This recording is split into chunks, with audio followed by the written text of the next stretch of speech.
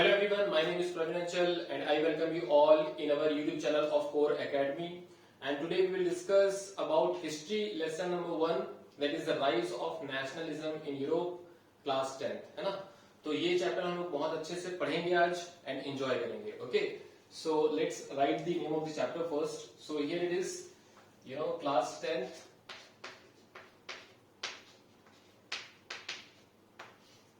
History lesson number 1.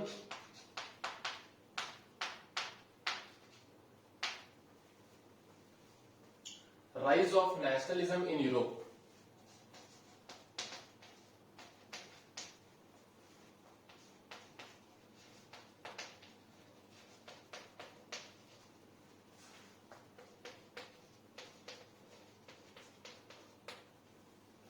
Rise of nationalism in Europe. Okay.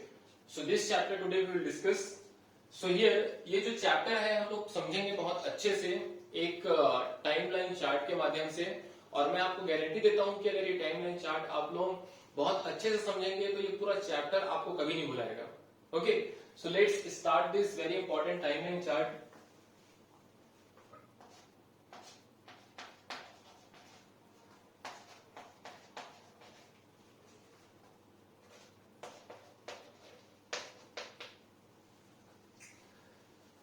तो इस timeline chart में कई सारे बहुत इंपॉर्टेंट इवेंट्स हैं, ईयर हैं, जिसे हम लोग एक के बाद एक यहाँ पर समझेंगे. तो सबसे पहले मैं आप लोगों से रिक्वेस्ट करता हूं कि आप लोग अपने साथ में बुक और कॉपी लेके बैठिए, ताकि ये सभी इंपॉर्टेंट चीजों को नोट करते जाइएगा, और उसके साथ साथ आपका एक बहुत ही सॉलिड तरीके से नोट्स भी बन जाएगा, है ना. तो चलिए लिखते हैं टाइमलाइन चार्ट को और समझते भी हैं. तो जो सबसे पहला इवेंट हमारे पास में आएगा उसे हम लोग बोलते हैं फ्रेंच रिवॉल्यूशन. ठीक है, तो लिखिएगा French revolution. French revolution. Okay,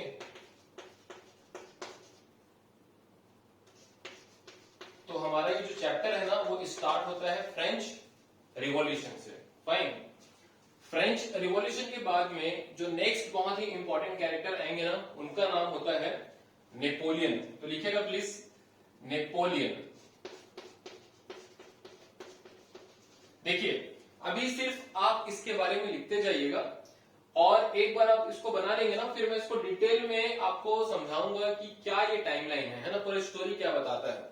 तो एक बार 2-3 मिनट में हम लोग पूरी स्टोरी को समझेंगे, फिर सभी टॉपिक के बारे में डिटेल में 1 by 1 समझते जाएंगे. ओके, तो first is French revolution, second one is Napoleon.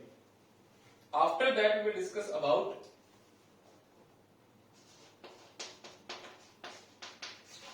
France का जो सोसाइटी है और यूरोप का जो सोसाइटी है उसके बारे में हम लोग पढ़ेंगे ये तीसरे पॉइंट्स में. Okay, so first one is French revolution, second one is about Napoleon, and third one is about the society of Europe. ठीक, तो उसके बाद में हम लोग देखेंगे क्या रिवॉल्यूशंस, बहुत सारे रिवॉल्यूशंस हुए थे इस पूरे पीरियड में, तो उसको देखेंगे हम लोग इस रिवॉल्यूशंस वाले सेक्शन में, है ना. और इस रिवॉल्यूशन के बाद में क्या होता है उस पूरे यूरोप में, क्या होता है यूनिफिकेशन. क्या होगा?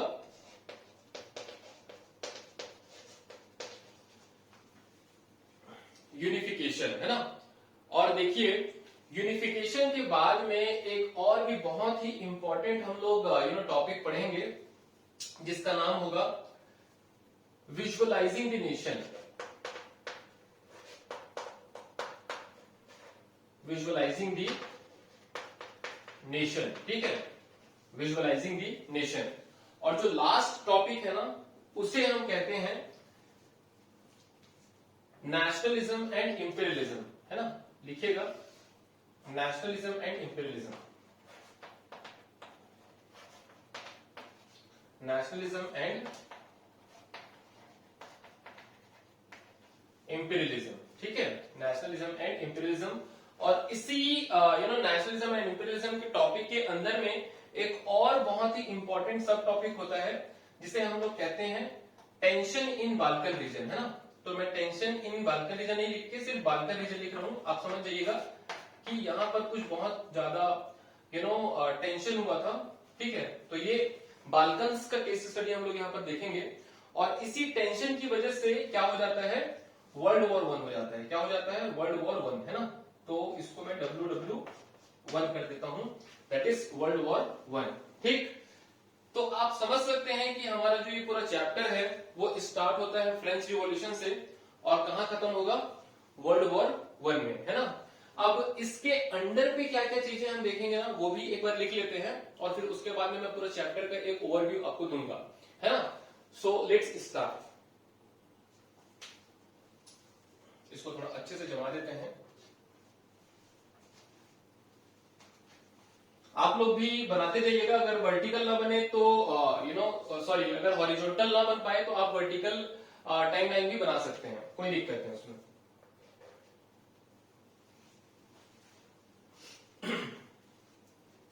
अब बेसिकली हम लोग फ्रेंच रिवॉल्यूशन में देखेंगे। एक्चुअली ये फ्रेंच रिवॉल्यूशन हुआ कब था, तो थोड़ा ईयर लिख लीजिए। ये फ्रेंच रिवॉल्यूशन हमारा हुआ था 1789 में। कब हुआ था? 1789 में।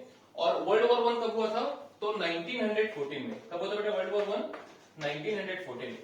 तो जो हमारा पूरा टाइमलाइन है वो स्टार्ट होता है 1789 फ्रेंच रिवॉल्यूशन से और वो कहां तक जाएगा? 1914 वर्ल्ड वॉर 1 तक जाएगा। तो इसको हम लोग बहुत अच्छे से समझेंगे 1 by 1, है ना।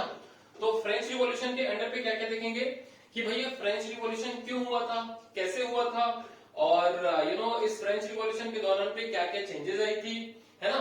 और भी बहुत कुछ देखेंगे इसमें। तो ये फ्रेंच रिवॉल्यूशन बहुत इंपॉर्टेंट टॉपिक है।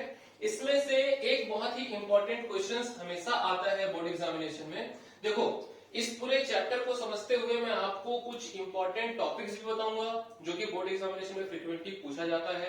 कुछ क्वेश्चंस भी बताते जाऊंगा, है ना, जिससे आपको वो टॉपिक और क्वेश्चंस दोनों का आइडिया होते जाएगा। ठीक है, तो फ्रेंच रिवॉल्यूशन क्यों हुआ था ये भी बताऊंगा और इस पर्टिकुलर फ्रेंच रिवॉल्यूशन के बाद में क्या क्या चेंजेस आई थी फ्रांस में, that also we will see. Okay, so here we will discuss that.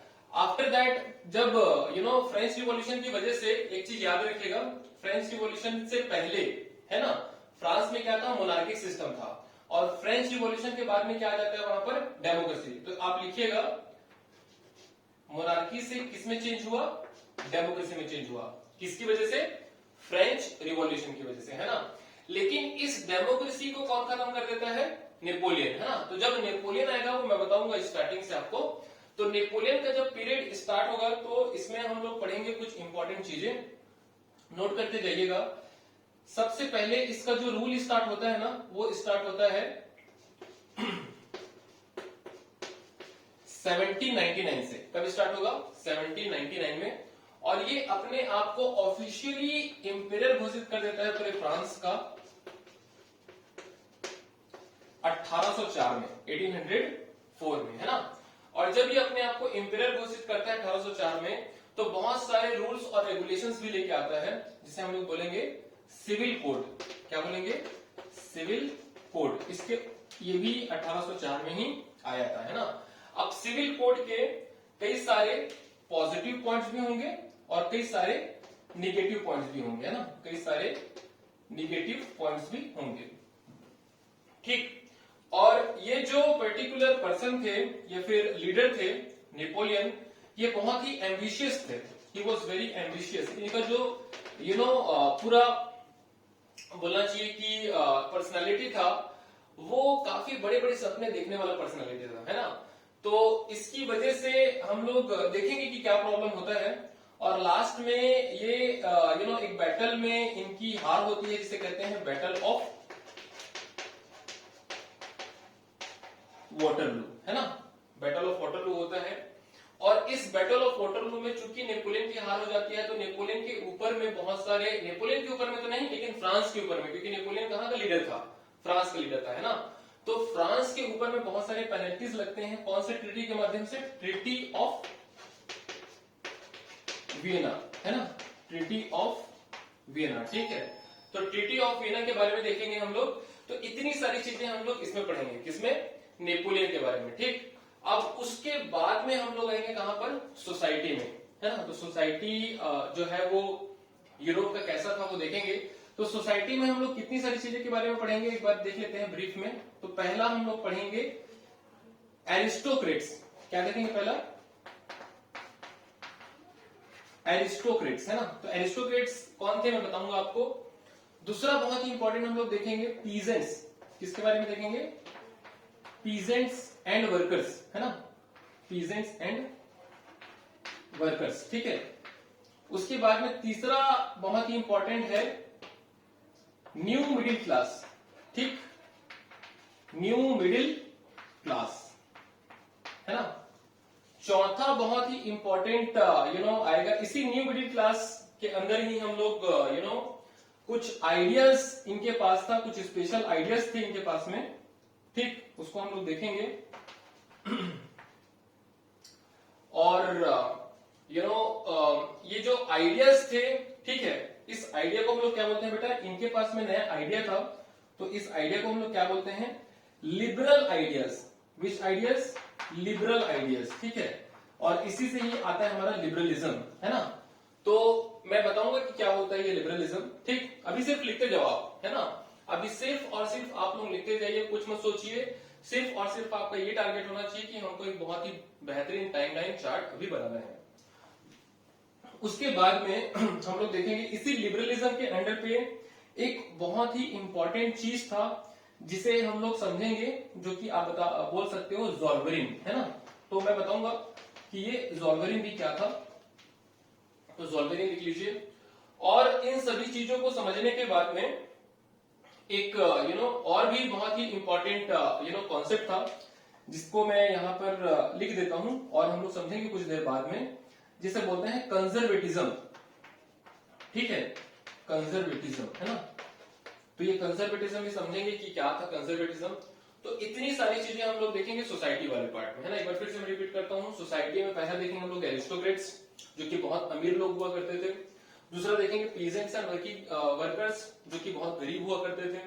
तीसरा हम लोग देखेंगे न्यू मिडिल क्लास, जो कि ना तो बहुत गरीब थे ना तो बहुत अमीर थे। इनके पास में बहुत सारे आइडियाज हैं, है ना, जैसे कि लिबरल आइडियाज, और इसी से लिबरलिज्म स्टार्ट होता है। और उसी के अंडर में हम लोग देखेंगे ज़ॉल्वेरिन, जो कि इंपॉर्टेंट टॉपिक है। और लास्ट में हम लोग देखेंगे कि क्या होता है कंजर्वेटिज्म, है ना।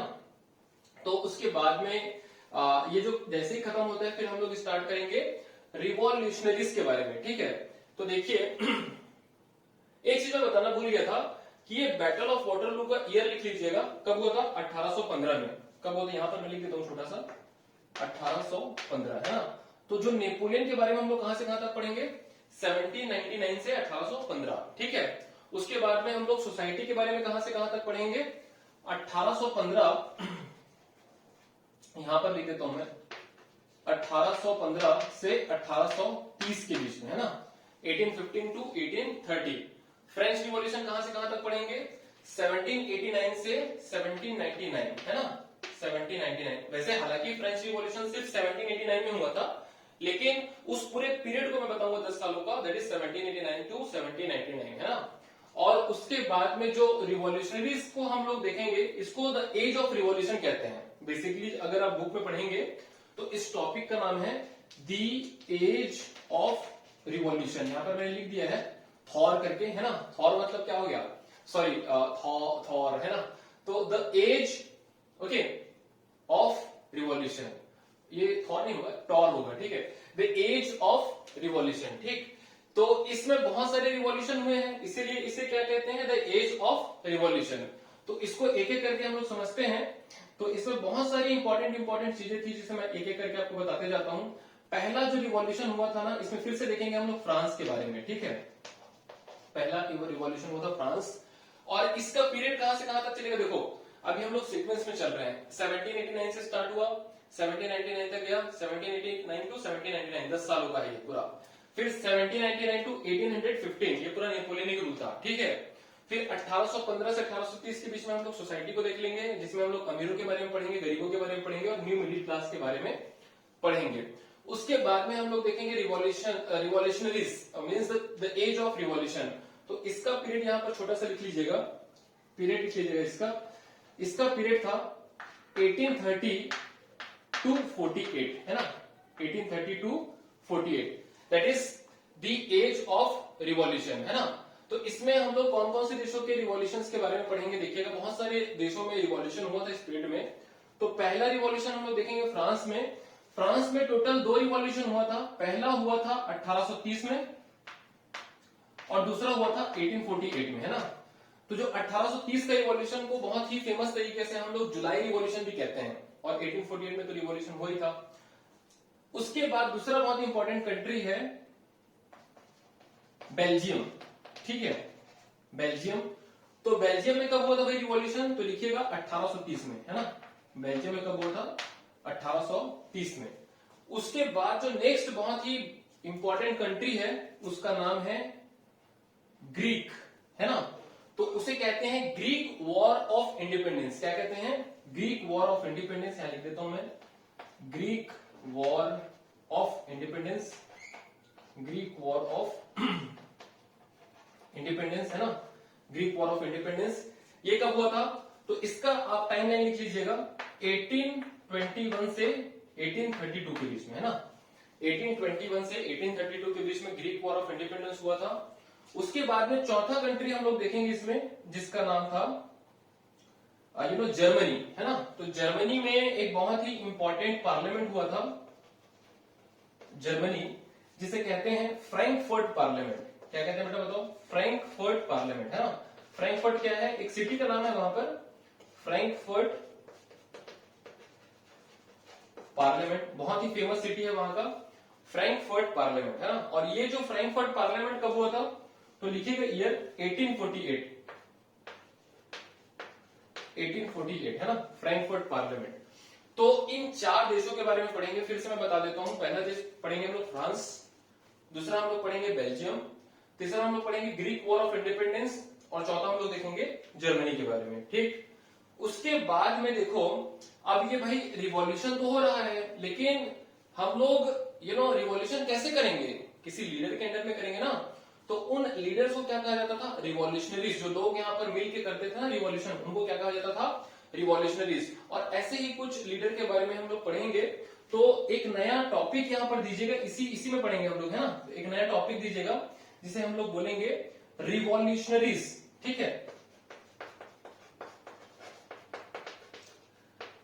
रिवॉल्यूशनरीज के बारे में हम लोग देखेंगे, है ना। रिवॉल्यूशनरीज वो लोग थे जिन्होंने रिवॉल्यूशन किया, और इसमें हम लोग किसी एक मींस ग्रेट रिवॉल्यूशनरी के बारे में पढ़ेंगे। मैं नाम अभी से बता देता हूं आपको। यहाँ पर हम लोग एक बहुत ही इंपॉर्टेंट कैरेक्टर के बारे में पढ़ेंगे, बहुत ही इंपॉर्टेंट लीडर के बारे में पढ़ेंगे, जिनका नाम होगा गुजिपी मैजिनी, है ना। आप सिर्फ सुन लीजिए, बाद में अच्छे से पढ़ेंगे इसको। गुजिपी मैजिनी नाम था उनका, ठीक। तो रिवॉल्यूशनरीज के बारे में पढ़ेंगे। और देखो, आपको कोई रिवॉल्यूशन करने के लिए कोई आइडिया तो चाहिए ना, फिलोसफी तो चाहिए। बिना किसी आइडिया के कैसे रिवॉल्यूशन करोगे। जैसे भारत में जब when we were fighting for our independence, तो हम लोग गांधी जी की फिलोसफी पर चलते थे, अहिंसा परमो धर्म, है ना, नॉन वायलेंस के ऊपर में। उसी प्रकार में इन लोगों का भी कुछ नया आइडियाज था। तो इस आइडिया जो कि काफी नया था, उसे क्या कहते हैं हम लोग, रोमांटिसिज्म, है ना, रोमांटिसिज्म, ठीक है। तो रोमांटिसिज्म के बारे में पढ़ेंगे। देखो, रोमांटिसिज्म क्या है, एक आइडिया है ना। अब ये आप सोचोगे कि भाई सोशल साइंस में कहां से रोमांटिक वर्ड आ गया, है ना, तो उसमें टेंशन मत लीजिए। ये रोमांटिसिज्म बहुत ही इंपॉर्टेंट कल्चरल मूवमेंट होगा। Culture, dance, tradition, custom, belief, ये सब चीजों के ऊपर में जो रिवॉल्यूशन करते हैं ना, उसे क्या कहते हैं, रोमांटिसिज्म, है ना। डिटेल में समझेंगे इसको हम लोग, डोंट वरी अबाउट दैट। तो इतनी सारी चीजें हम लोग कहां पर पढ़ेंगे, द एज ऑफ रिवॉल्यूशन में। फिर से मैं रिपीट करता हूं, फ्रांस के बारे में पढ़ेंगे, Belgium, then Greek war of independence from 1821 to 1832, then Germany, Frankfurt parliament 1848, उसके बाद में रिवॉल्यूशनरीज, और लास्ट में हम लोग देखेंगे रोमांटिसिज्म के बारे में, ठीक। अब इतनी सारी रिवॉल्यूशन हुई, तो फिर उसके बाद में क्या पढ़ेंगे, यूनिफिकेशन, ठीक। अभी सिर्फ लिखते जाओ, है ना, कुछ समझना नहीं है आपके को, सिर्फ और सिर्फ अभी लिखते जाइए। इसके बाद में बताऊंगा कि क्या सभी चीजें थी, ठीक है। तो यूनिफिकेशन, अब यूनिफिकेशन में लिखते जाइए कि कितने देशों के बारे में हम लोग पढ़ेंगे इसमें। तो पहला बहुत ही इंपॉर्टेंट कंट्री होगा यहाँ पर इटली, ठीक है। इटली के यूनिफिकेशन के बारे में पढ़ेंगे। इटालियन यूनिफिकेशन कहते हैं इसे। देख सकते हैं आप, सभी जितना भी देश हम लोग यहाँ पर अभी तक देखे हैं, वो सभी के सभी यूरोप से रिलेटेड है ना, यूरोप के देश हैं। तो इटाली, तो इटाली का जो पूरा यूनिफिकेशन हुआ था, वो कब से कब तक हुआ था, 1859 से 1859 से 1861 के बीच में हुआ था, लिखिएगा 1859 से 1861 के बीच में, ठीक। उसके बाद में दूसरा हम लोग बहुत ही इंपॉर्टेंट देखेंगे देश जिसका नाम होगा जर्मनी, ठीक है। तो जर्मनी का जो पूरा यूनिफिकेशन हुआ था वो कब हुआ था भाई? 1864 से 71 के बीच में, 7 सालों तक का पूरा इनका युद्ध चला था और उसके बाद में जर्मनी जो है वो यूनिफाइड कंट्री बना था, ठीक है, 1864 से 1871। उसके बाद में तीसरा काफी स्ट्रेंज था, ये तीसरा जो कंट्री था, यहाँ का जो पूरा यूनिफिकेशन का प्रोसेस था वो बहुत बहुत बहुत ज्यादा स्ट्रेंज था, जिसको बोलते हैं ब्रिटेन, ठीक है। तो ब्रिटिश यूनिफिकेशन और ये स्ट्रेंज केस ऑफ ब्रिटेन भी कहते हैं इसको। तो ये काफी स्ट्रेंज था, मैं बताऊंगा कि क्यों स्ट्रेंज था। तो इसका टाइमलाइन लिख लीजिएगा 1688 टू 1801, है ना, 1688 टू 1801, ये यहाँ का टाइमलाइन है ना, 1688 टू 1801। इसको बहुत अच्छे से समझेंगे, काफी इंटरेस्टिंग चीज है ये भी, 1688 टू 1801। अब उसके बाद में जो नेक्स्ट बहुत ही इंपॉर्टेंट चीज, देखो यूनिफिकेशन में सिर्फ हम लोग 3 देशों के बारे में पढ़ेंगे। एक है Italian unification from 1851 to 1859 to 1861, German unification that is from 1864 to 1871, and British unification which was very strange that will start from 1688 to 1801। तो ये 3 देशों के बारे में हम लोग यहाँ पर देखेंगे। उसके बाद में जो नेक्स्ट है ना वो है विजुअलाइजिंग द नेशन। तो इसमें हम लोग ज्यादा कुछ नहीं देखेंगे, इसमें हम लोग बेसिकली क्या समझेंगे, एलिगोरीज के बारे में। तो क्या होता है एलिगोरीज, ये हम लोग पढ़ेंगे इसमें, एलिगोरीज, ठीक है। अभी डरो मत, है ना, क्या होता है एलिगोरीज, ठीक है, समझेंगे बहुत अच्छे से एलिगोरीज। तो ये एलिगोरीज किस में देखेंगे हम लोग, विजुअलाइजिंग दी नेशन में। उसके बाद में जो लास्ट टॉपिक है वो है नेशनलिज्म एंड इंपीरियलिज्म। तो दोनों का जो है मीनिंग हम लोग समझेंगे। इंपीरियलिज्म के अंडर में हम लोग पढ़ेंगे टेंशन इन बाल्कन रीजन। तो हम लोग देखेंगे कि क्या टेंशन हो गया था भाई, है ना। तो ये टेंशन इन बाल्कन रीजन की वजह से ही क्या होता है, वर्ल्ड वॉर 1, है ना। और वर्ल्ड वॉर 1 कब होता है, कभी स्टार्ट होता है, 1914 में। तो ये पूरा हमारा जो टाइमलाइन चार्ट है that will start from French revolution 1789 to world war 1 that is 1914। तो मैं थोड़ा सा यहाँ साइड हो जाता हूँ, आप लोग अगर चाहे तो एक बार इसका स्क्रीनशॉट लेना चाहे तो ले सकते हैं आप। बिल्कुल इसको डरिएगा मत, है ना, बहुत ही इजी और बहुत ही इंटरेस्टिंग है। और अभी मैं आपको बताऊंगा भी कि कैसे पूरी चीजें स्टार्ट होती है। तो मैं आपको 5 सेकंड का समय देता हूँ, आप लोग स्क्रीनशॉट वगैरह लेना चाहिए या फिर कुछ चीज मिस हो गया हो तो आप लोग बिल्कुल यहाँ देख के उसको नोट कर सकते हैं।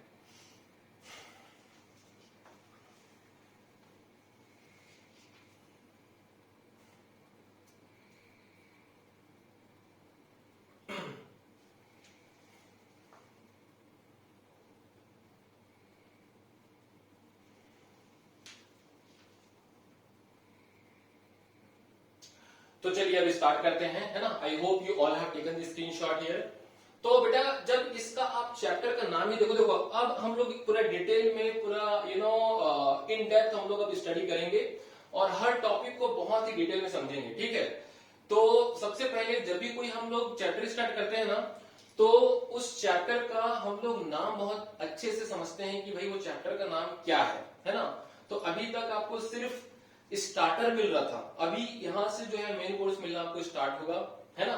तो rise of nationalism in Europe, है ना।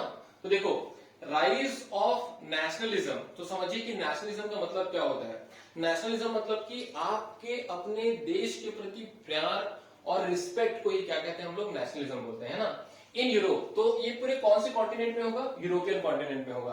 अभी जितना भी हम लोग यहाँ पर देश देखेंगे ना वो सभी के सभी कौन से कॉन्टिनेंट को बिलोंग करेंगे, यूरोप को बिलोंग करेंगे, ठीक है। तो that is rise of nationalism in Europe. I hope this is clear to all of you. अब देखो नेशनलिज्म का तो मतलब आपको समझ में आ गया। और इसमें हम लोग ये भी देखेंगे कि कैसे बहुत सारे देश, अब उस समय तो देश वाला कॉन्सेप्ट होता नहीं था, सभी राजा रानी वाला कॉन्सेप्ट चलता था, जो मोनार्किक सिस्टम है वही वाला कॉन्सेप्ट चलता था, है ना। कोई ऐसा तो नहीं था कि कोई देश है या फिर कोई कंट्री है। उस समय पे इंपायर हुआ करता था, जैसे कि ब्रिटिश इंपायर, है ना, प्रूशियन इंपायर, ऐसा। तो देश वो कैसे बनते हैं ये पूरा प्रोसेस हम लोग समझेंगे इस चैप्टर के माध्यम से। तो चलिए सबसे पहले हम लोग देखते हैं इस पूरे टाइमलाइन को कि क्या ये टाइमलाइन आखिर बोलता है ना। तो देखिए स्टार्टिंग से मैं आपको बताता हूं। सबसे पहले ये देखो कि फ्रेंच, देखो आप सभी ने लिख लिया ना बहुत अच्छे से, है ना? I hope you all have written very nicely. अब देखो फ्रेंच रिवॉल्यूशन से हम लोग स्टार्ट करेंगे। तो फ्रेंच रिवॉल्यूशन के पहले जो फ्रांस में ना मोनार्किक सिस्टम था, मोनार्किक सिस्टम मतलब कि राजा रानी का रूल, है ना? मैं आपको सिर्फ ओवरव्यू अभी दे रहा हूं इस चैप्टर का पूरा। राजा रानी का रूल था और उन राजा रानी ना जो थे वो बहुत ही इनकैपेबल थे। द राजा और the king was very incapable और वो लोगों के ऊपर बिल्कुल भी ध्यान नहीं देते थे। इसी वजह से क्या हो जाता है, फ्रेंच रिवॉल्यूशन हो जाता है। कब हो जाता है? 1789 में, है ना? और उस फ्रेंच रिवॉल्यूशन के बाद में ये जो मोनार्किक सिस्टम है वो खत्म हो जाता है और क्या स्टार्ट होता है? डेमोक्रेसी। डेमोक्रेसी मतलब जो लोगों का शासन है ना वो स्टार्ट होता है, लोगों को वोटिंग राइट्स वगैरह मिलता है। इसको हम लोग डिटेल में देखेंगे, अभी सिर्फ आपको ओवरव्यू समझा रहा हूं, है ना? अब ये जो डेमोक्रेसी है वो काफी नया कॉन्सेप्ट था फ्रांस के लिए। लोगों के पास में उतना एक्सपीरियंस नहीं था कि कैसे ये डेमोक्रेसी को मैनेज करेंगे, है ना? तो इसी लैक ऑफ एक्सपीरियंस का फायदा किसने उठाया? नेपोलियन ने। क्योंकि भाई देखो अगर आपको एक्सपीरियंस नहीं होगा, है ना, तो आप गलतियां करेंगे। तो यहाँ भी जो रूल कर रहे थे डेमोक्रेसी में, तो उनके पास में एक्सपीरियंस नहीं था, तो वो काफी सारे मिस्टेक कमिट कर रहे थे, उनमें आपस में एकता नहीं था। तो इसी सभी वीकनेस का किसने फायदा उठाया? नेपोलियन ने। तो नेपोलियन बहुत ही स्ट्रॉन्ग कैरेक्टर थे, बहुत ही स्ट्रॉन्ग लीडर थे और ये आर्मी के लीडर थे, है ना? तो इन्होंने आर्मी की मदद से पूरा डेमोक्रेसी को खत्म कर दिया और क्या स्टार्ट किया? अपना रूल। कब? 1799 में, है ना? तो जैसे ही उन्होंने 1799 में डेमोक्रेसी खत्म किया और अपना रूल स्टार्ट किया, है ना, political rule he has started in which year? 1799, है ना? उसके बाद में ये अपने आप को 5 सालों के बाद में इंपीरियर घोषित कर देता है, दैट इज इन 1804 ऑफिशियली। और 1804 में ये अपने आप को इंपीरियर घोषित करने के बाद में सिविल कोड लेके आता है। क्या लेके आता है? सिविल कोड ही ब्रॉट इन 1804। अब समझिएगा कि ये पूरा सिविल कोड जो था ना उसमें कई सारे पॉजिटिव चीज भी थी और कई सारे निगेटिव चीज भी थी, ठीक है? तो हम समझेंगे कि क्या क्या पॉजिटिव चीज था और क्या क्या निगेटिव चीज था, है ना? उसके बाद में एक बहुत ही इंपॉर्टेंट चीज था जिसमें है ये एम्बिशन। तो ये एम्बिशियस बहुत बड़ा लीडर था, है ना? मतलब कि ये बहुत बड़ा सपना देखता था। ये सोचता था कि एक बार मैं फ्रांस का लीडर बन जाऊं, उसके बाद ये सोचता था कि एक बार मैं यूरोप का लीडर बन जाऊं, उसके बाद ये सोचता था कि मैं पूरे दुनिया का लीडर बन जाऊं। समझ रहे हैं? फ्रांस को बनने के बाद में, यूरोप के बनने के बाद में पूरे दुनिया का लीडर बन जाऊं। तो इसी वजह से ये दूसरे दूसरे देशों के ऊपर में अटैक करता था। चूंकि दूसरे दूसरे देशों के ऊपर में अटैक करता था तो इसने बहुत सारे दुश्मन बना दिए और इन्हीं दुश्मन ने इसके ऊपर कहां पर अटैक कर दिया? बैटल ऑफ वाटरलू में। कब हुआ था? 1815 में, है ना? तो इस बैटल ऑफ वाटरलू में नेपोलियन की क्या हो जाती है? हार हो जाती है ना? अब नेपोलियन का जैसे ही हार हो जाता है तो जो जीती हुई कंट्रीज हैं उन्होंने कहां पर पेनल्टी लगा दी? फ्रांस। क्योंकि नेपोलियन कौन से देश को रिप्रेजेंट करता था? फ्रांस। लिख देता हूं मैं यहां पर।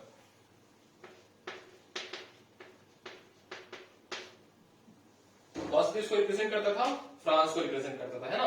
तो जैसे ही वो बैटल ऑफ वाटरलू में हारेगा तो फ्रांस के ऊपर में जो जीती हुई कंट्रीज है वो क्या कर देंगी? पेनल्टीज लगा देंगी, जिसे हम लोग कहेंगे ट्रीटी ऑफ वियना। और ये ट्रीटी ऑफ वियना भी कब हुआ था? लिखिएगा 1815 में, है ना? 1815 में ट्रीटी ऑफ वियना हुआ था, ठीक है? तो इस पूरे टॉपिक से ये जो सिविल कोड है उसमें से मैक्सिमम क्वेश्चंस आते हैं, है ना? और ये जो ट्रीटी ऑफ वियना है उसमें से भी मैक्सिमम क्वेश्चंस आते हैं। तो ये जो दो टॉपिक है ना वो बहुत बहुत इंपॉर्टेंट है आपके बोर्ड एग्जामिनेशन के लिए। ये मैं यहाँ पर ऐसे करके थोड़ा हाईलाइट कर देता हूँ, treaty of Vienna and civil code. Civil code both that is positive and negative. इस पॉजिटिव को ना एडमिनिस्ट्रेटिव रिफॉर्म भी कहा जाता है, तो याद रखिएगा, ठीक है? Civil code 1804, positives as well as negatives. और वहीं इसमें अगर देखेंगे ना तो एक जो चेंजेस हुई थी फ्रेंच रिवॉल्यूशन के बाद में, जो मोनार्की से डेमोक्रेसी के बीच में जो यहाँ पर बहुत सारी चेंजेस हुई थी ना, डेमोक्रेसी होने के बाद में बहुत सारे चेंजेस आया था। और ये चेंजेस क्या था? लोगों में एक कलेक्टिवनेस, एक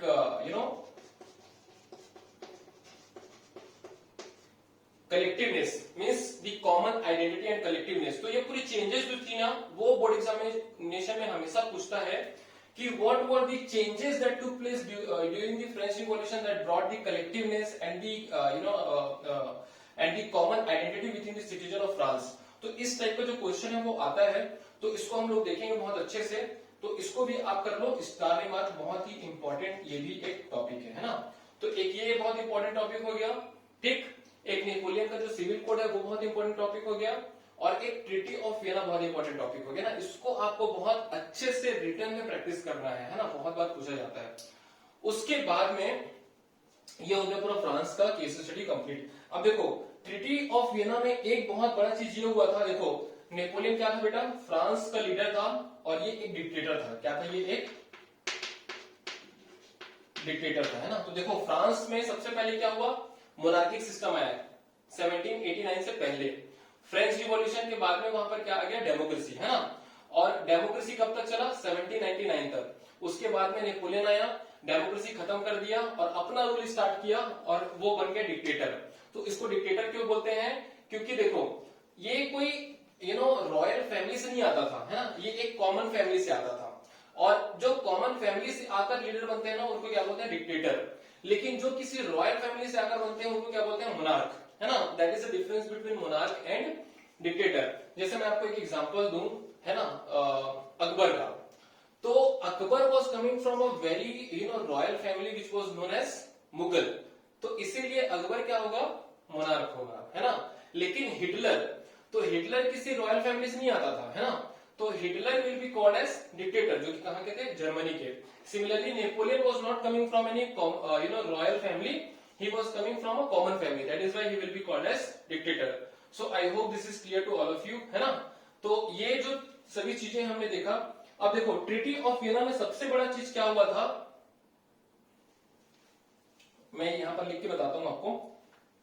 ट्रीटी ऑफ वियना में जो सबसे बड़ा चीज हुआ था, ये हुआ था कि जो डिक्टेटरशिप है ना, जो डिक्टेटरशिप है वो किसमें कन्वर्ट हो गया, फिर से मोनार्की सिस्टम में, है ना। डी मतलब क्या है, डिक्टेटरशिप, ठीक है। यहां पर मैं डी आई देता हूं ताकि आपको समझ में आएगा, देखो क्योंकि यहां डी भी है, ठीक है। तो D for democracy and D I for dictator, ठीक है। सी भी लिख देता हूं, सी डिक्टेटर, ठीक। तो जो डिक्टेटरशिप है वो किसमें कन्वर्ट हो जाता है, मोनार्किक सिस्टम में। तो ये कौन से ट्रीटी के माध्यम से हुआ, ट्रीटी ऑफ वियना, है ना। So I hope this is clear to all of you. ये आपको याद रखना है, ठीक है। मोनार्किक सिस्टम फिर से वापस आ जाता है फ्रांस में, कौन से ट्रीटी के माध्यम से, ट्रीटी ऑफ वियना के माध्यम से, है ना। और ये जो मोनार्किक सिस्टम कब से कब तक चलता है, इसको भी यहां पर लिख लीजिए छोटा सा। ये मोनार्किक सिस्टम चलेगा 1815 से 1830 के बीच में, ठीक है। तो ये 1815 से 1830 तक फ्रांस में क्या चलता है, मोनार्किक सिस्टम। तो आप कंफ्यूज ना हो इसलिए एक बार मैं फिर से रिपीट कर देता हूं, है ना। देखिए सॉरी 1789 से पहले फ्रांस में क्या था, मोनार्किक सिस्टम। 1789 में हुआ फ्रेंच रिवॉल्यूशन और उसकी वजह से फ्रांस में क्या आ गया, डिक्टेटरशिप। डिक्टेटरशिप बहुत ही नया कॉन्सेप्ट था जिसको लोग जो है वो अच्छे तरीके से मैनेज नहीं कर पाए, और इसी का फायदा उठाया किसने, नेपोलियन ने। नेपोलियन कोई राजा नहीं था, ये एक कॉमन फैमिली से आता था, लेकिन एक्स्ट्राऑर्डिनरी लीडरशिप क्वालिटी की वजह से वो वहां के आर्मी का लीडर बन गया। और इसने जो है इस पूरे क्या बोलते हैं खामियों का फायदा उठाते हुए अपने आप को क्या डिक्लेयर कर दिया, वहां का लीडर डिक्लेयर कर दिया 1799 में, और वो बन गया डिक्टेटर। और ऑफिशियली उसने इंपीरियर अपने को घोषित कर दिया कब, 1804 में। और जैसे ही उसने इंपीरियर घोषित किया, अब उसने बहुत सारे सिविल कोड लेके आया, और उसमें कई सारे पॉजिटिव्स भी थे, कई सारे निगेटिव्स भी थे। मतलब सिविल कोड में बहुत सारे प्रोविजंस थे, बोलने का मतलब ये है ना। बहुत बड़ा वो एम्बिशियस लीडर था, जिसकी वजह से बैटल ऑफ वाटरलू हो गया, है ना। और बैटल ऑफ वाटरलू में वो हार जाता है, मतलब फ्रांस हार जाता है, ठीक है। तो फ्रांस हारने के बाद में जो जीती हुई कंट्रीज थे उन्होंने उसके ऊपर पेनल्टीज लगाया, जिसे कहते हैं ट्रीटी ऑफ वियना, है ना। और इस ट्रीटी ऑफ वियना में सबसे बड़ा चेंजेस ये था कि ये जो डिक्टेटरशिप है ना, वो चेंज होकर किसमें आ गया, मोनार्किक सिस्टम में। और ये मोनार्किक सिस्टम कब से कब तक चलेगा, 1815 से 1830 के बीच में, मतलब आने वाले 15 सालों तक मोनार्किक सिस्टम ही रहेगा। अब आप पूछोगे सर कि ये मोनार्किक सिस्टम अचानक से 1830 तक ही क्यों रहेगा, तो देखो 1830 के बाद में क्या आता है, एज ऑफ रिवॉल्यूशन। ये देखिए 1830 से 1848 में क्या होगा, एज ऑफ रिवॉल्यूशन। तो कुछ ऐसा रिवॉल्यूशन आएगा जिसकी वजह से ये जो मोनार्किक सिस्टम है ना, वो क्या हो जाएगा, खत्म हो जाएगा। और क्या आएगा, थोड़ा गेस करो क्या आएगा फ्रांस में, 5 सेकंड का समय देता हूं, गेस करो क्या आएगा गेस करिए, गेस करिए क्या आएगा फ्रांस में। 1830 के बाद में क्या आ सकता है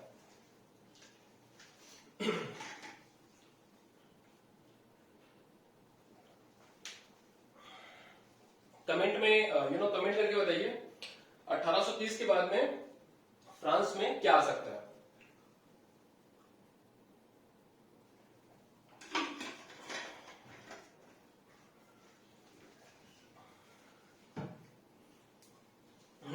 बहुत ही अच्छा सोचा आपने। 1830 में भाई देखो, जो लोग हैं रिवॉल्यूशन करेंगे, वो इसलिए तो रिवॉल्यूशन नहीं करेंगे कि भैया हमको जो है फिर से राजा रानी वाला रूल चाहिए, नहीं।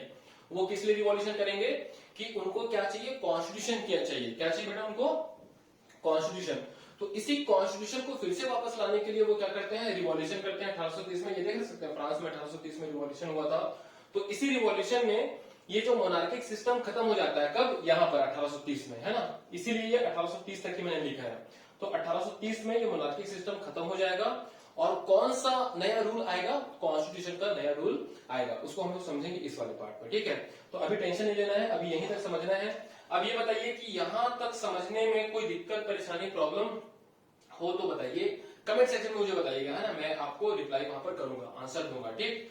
उसके बाद में यहां पर देखिए सोसाइटी। अब ये सोसाइटी कैसा था फ्रांस का, ये हम थोड़ा समझते हैं। तो देखो, जो सोसाइटी था फ्रांस का, वो कितने भागों में था, aristocrats, peasants, new middle class, ठीक है। तो एरिस्टोक्रेट्स थे ना, बहुत ही अमीर लोग थे। इसको मैं डिटेल में समझाऊंगा, लेकिन अभी थोड़ा ओवरव्यू समझिए। एरिस्टोक्रेट्स बहुत ही अमीर लोग थे, पीजेंट्स बहुत ही गरीब थे, और जो न्यू मिडिल क्लास था वो ना तो बहुत अमीर थे ना तो बहुत गरीब थे, है ना, ये बीच के थे।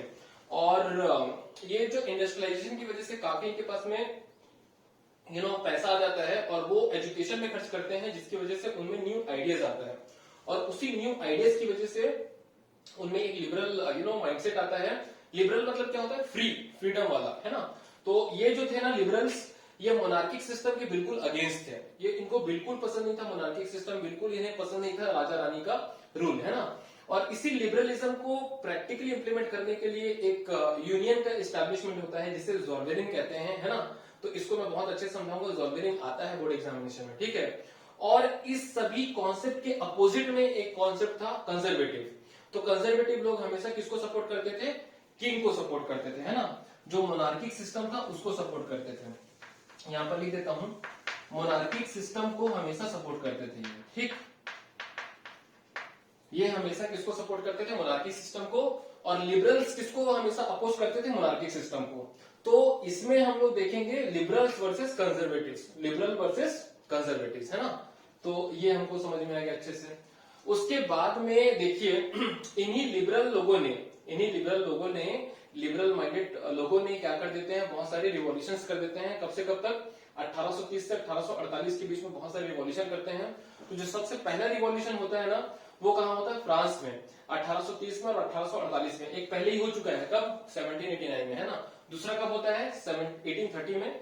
तीसरा कब होगा, 1848 में। तो इस 1830 के रिवॉल्यूशन को क्या बोलते हैं, जुलाई रिवॉल्यूशन। क्या बोलेंगे, जुलाई रिवॉल्यूशन, है ना। और ये 1848 का तो है ही अपने पास में।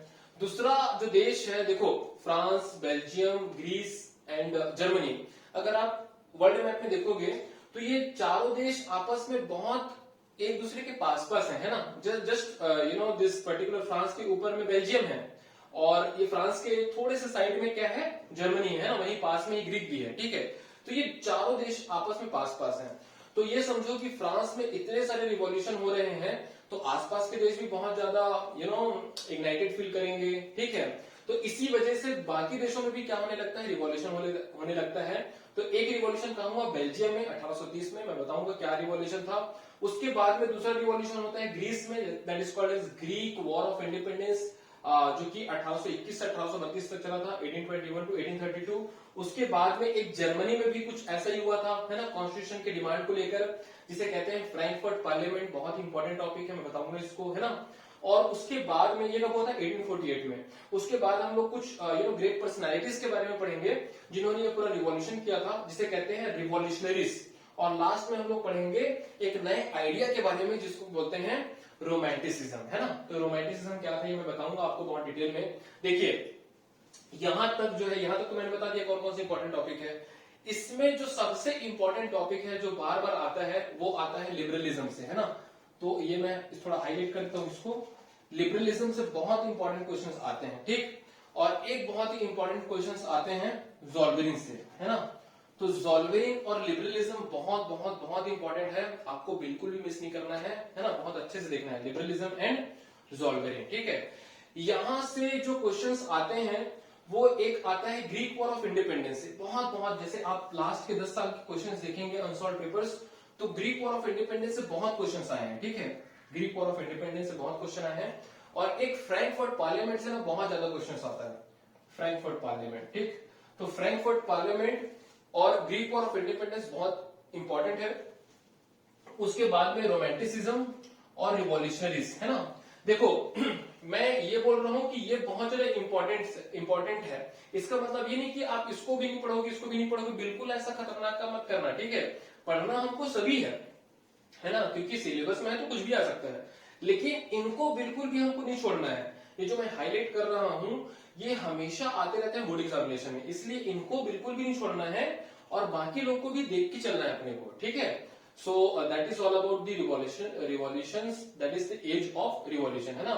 उसके बाद देखो भाई बहुत सारे रिवॉल्यूशन हुए, है ना। तो रिवॉल्यूशन के बाद में जो है वो देश बनते गया, ठीक है। फ्रांस बन गया, बेल्जियम बन गया, ठीक है, ग्रीस बन गया, जर्मनी बन गया। जर्मनी नहीं बना था क्योंकि ये फ्रैंकफर्ट जो पार्लियामेंट था ना वो अनसक्सेसफुल था, यहां पर मैं लिख देता हूं फ्रैंकफर्ट पार्लियामेंट वाज अनसक्सेसफुल, ऐसा क्रॉस का साइन मार देता हूं ना तो आप समझ जाएंगे, ठीक है। It was unsuccessful, Frankfurt parliament was unsuccessful, ठीक। अब चूंकि ये जर्मनी जो है वो देश नहीं बन पाया था, इसीलिए ये देश कब बनेगा, ये यूनिफिकेशन वाले टाइटल में हम लोग देखेंगे, ठीक है। अब भाई बहुत सारे रिवॉल्यूशन हुए, तो उसके बाद में ऑब्वियस सी बात है कि यूनिफिकेशन तो होगा ही। तो जर्मनी फाइनली कब देश बनता है, 1871 में। कब तक चला था पूरा लड़ाई, 7 सालों तक चला था, 1864 से 1871 में, तो that is called as German unification, है ना। उसके बाद में क्या था, इटली का unification, that is 1859 to 1861। Actually Italy का यूनिफिकेशन उनसे पहले हो चुका था, है ना, 1859 से 1861। और लास्ट में हम लोग देखेंगे ब्रिटेन का। तो ब्रिटेन का बहुत ही खतरनाक और स्ट्रेंज केस स्टडी था, खतरनाक नहीं बोलूंगा मैं, बहुत ही स्ट्रेंज केस स्टडी था यहाँ का, that is called as 1688 to 1801, है ना। बहुत ही इंटरेस्टिंग है ये पूरा स्टोरी, और बहुत बहुत बहुत अच्छे से हम लोग समझेंगे ये ब्रिटिश यूनिफिकेशन। और इसमें मैं एक चीज आपको बता देना चाहता हूं कि तीनों का तीनों टॉपिक बहुत इंपॉर्टेंट है, जब भी आप अनसॉल्व पेपर खोलेंगे ना तो ये तीनों ही ना हमेशा आते रहते हैं बोर्ड एग्जामिनेशन में। तो ये मैं पूरा टॉपिक को ही हाईलाइट कर देता हूं, ठीक। ये टॉपिक को ही पूरा मैंने हाईलाइट कर दिया। तो ये पूरा यूनिफिकेशन का जो टॉपिक है ना बहुत इंपॉर्टेंट है। उसके बाद में विजुअलाइजिंग द नेशन, तो विजुअलाइजिंग द नेशन भी बहुत इंपॉर्टेंट है, इसमें एलिगोरीज वगैरह आता है। एलिगोरीज मतलब क्या होता है कि ऐसा कुछ चीज जिससे कि आप कुछ आइडिया या फिर एक्सप्रेशन को रिफ्लेक्ट कर सको। जैसे भारत में एकता को रिफ्लेक्ट करने के लिए भारत माता का इमेज यूज करते हैं, है ना, तो भारत माता क्या हो गई, एलिगोरी हो गई। वैसे फ्रीडम को रिफ्लेक्ट करने के लिए ब्रोकन चेन यूज करते हैं, है ना, तो ये जो ब्रोकन चेन है, भारत माता है, ये सभी क्या कहलाते हैं, एलिगोरीज कहलाते हैं, ठीक है। उसके बाद में देखो ये पूरा प्रोसेस को समझने के बाद में आपने क्या क्या देख लिया, देखो फ्रांस बन गया, बेल्जियम बन गया, ग्रीस बन गया, जर्मनी बन गया, सॉरी जर्मनी यहाँ पर बनता है ना, इटली बन गया और ब्रिटेन बन गया, इतने सारे देश बन चुके हैं। तो देश तो आपने बना लिया, नेशनलिज्म की फीलिंग मिली आई कहां से, विजुअलाइजिंग द नेशन से, है ना। क्योंकि देखो सिर्फ जमीन के टुकड़े को जोड़ बस देने से देश नहीं बनता है ना, लोगों में देशभक्ति भी होनी जरूरी है। इसलिए जो भारत माता का कॉन्सेप्ट है और जो ये बाकी एलोगरीज का कॉन्सेप्ट है वो बहुत बड़ा रोल प्ले करता है, ठीक है। क्यों रोल प्ले करता है, क्योंकि लोगों के मन में देशभक्ति लाना जरूरी है ना। तो लोगों के मन में देशभक्ति भी आ गया, नेशनलिज्म आ गया, है ना। तो ये नेशनलिज्म क्या है, अपने देश के लिए प्यार, अपने देश के लिए लव, अपने देश के लिए रिस्पेक्ट। तो ये जो एक नेशन स्टेट वाला कॉन्सेप्ट होता है ना उसी को क्या कहते हैं, नेशनलिज्म। लेकिन अगर ये बहुत ज्यादा हो जाए, मतलब कि आप इतना इतना इतना अति कर दे कि अपने देश की टेरिटरी को बढ़ाना चाह रहे हैं दूसरे देश को कब्जा करके, तो उसे क्या कहते हैं फिर, इंपीरियलिज्म। मतलब दूसरे के देश को कब्जा करना, जैसे आजकल चाइना करता है, ठीक है। तो इंपीरियलिज्म का कॉन्सेप्ट बहुत ही निगेटिव है, और इसी इंपीरियलिज्म के चलते क्या होता है, बाल्कन, तो बाल्कन में बहुत बड़ा टेंशन हो जाता है, जिसकी वजह से क्या होता है, वर्ल्ड वॉर 1। तो ये बहुत ही अच्छे से हम लोग समझेंगे, है ना। तो this is all about the overview of this chapter, and I hope you have all understood the entire means story, I should say real story, है ना। तो अब मैं एक चीज और आपको बताना चाहूंगा कि ये जो पूरा चैप्टर है उसको हम 5 पार्ट्स में डिवाइड कर रहे हैं, और 5 पार्ट्स में हम लोग बहुत ही अच्छे से समझेंगे, ठीक है। तो जो पहला पार्ट में हम लोग समझेंगे फ्रेंच रिवॉल्यूशन, ठीक है, नेपोलियन के बारे में, और सोसाइटी के बारे में, है ना। तो ये किसमें समझेंगे बेटा, पार्ट 1 में। मैं लिख देता हूं यहां पर पार्ट 1।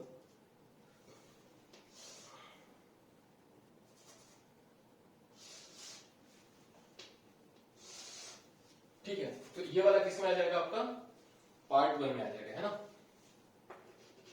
तो इतनी सारी चीजें हम लोग पार्ट 1 में देखेंगे, that is French revolution, Napoleon और सोसाइटी। तो ये तीनों चीजों को हम लोग पार्ट 1 में देखेंगे। उसके बाद में जो रिवॉल्यूशंस हुए थे, द एज ऑफ रिवॉल्यूशन, उसको हम लोग देख लेंगे पार्ट 2 में, है ना। तो ये हो जाएगा आपका पार्ट 2, ये वाला, दैट इज रिवॉल्यूशंस। ठीक है, तो ये हम लोग देखेंगे पार्ट 2 में। उसके बाद में जो ये पूरा यूनिफिकेशन का पूरा टॉपिक है ना, बहुत इंटरेस्टिंग है।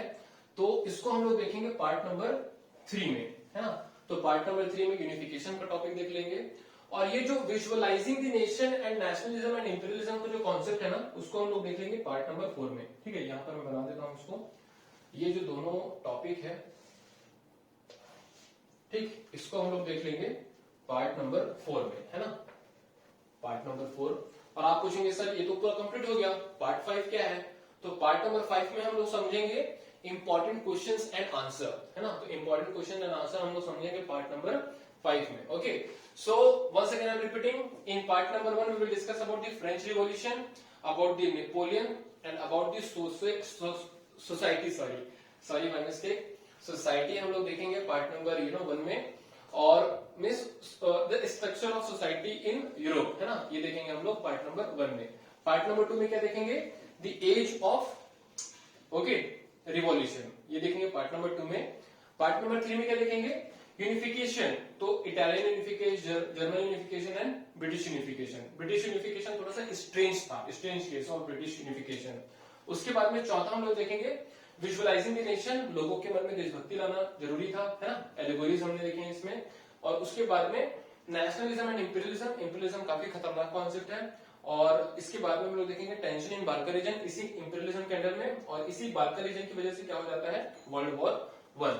तो ये चौथे पार्ट में देखेंगे। और पांचवें में हम लोग देखेंगे important question and answer. Okay, so let's start this part number 1 where we will discuss French Revolution, about Napoleon and about society of Europe. Okay, तो थोड़ा मैं पानी पी लेता हूँ, फिर उसके बाद इसको स्टार्ट करते हैं।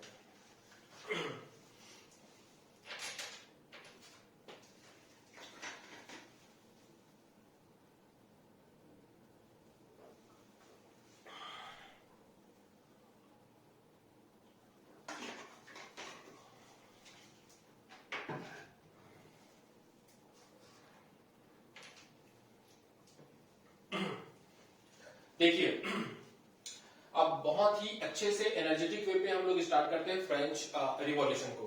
तो जब आपने क्लास 9 में फ्रांस का रिवॉल्यूशन पढ़ा होगा, तो आप जानते होंगे कि फ्रांस में जो थे बिफोर 1789, बिफोर फ्रेंच रिवॉल्यूशन, एक राजा थे जिनका नाम था लुई 16, है ना।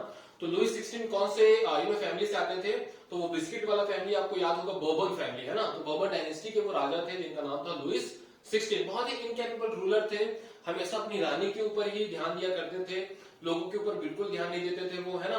हमेशा टैक्स को बढ़ाने की कोशिश करते थे, क्यों, क्योंकि उनका जो ट्रेजर था वो हमेशा खाली रहता था। क्यों खाली रहता था, फिजूल खर्च बहुत करते थे ये, है ना।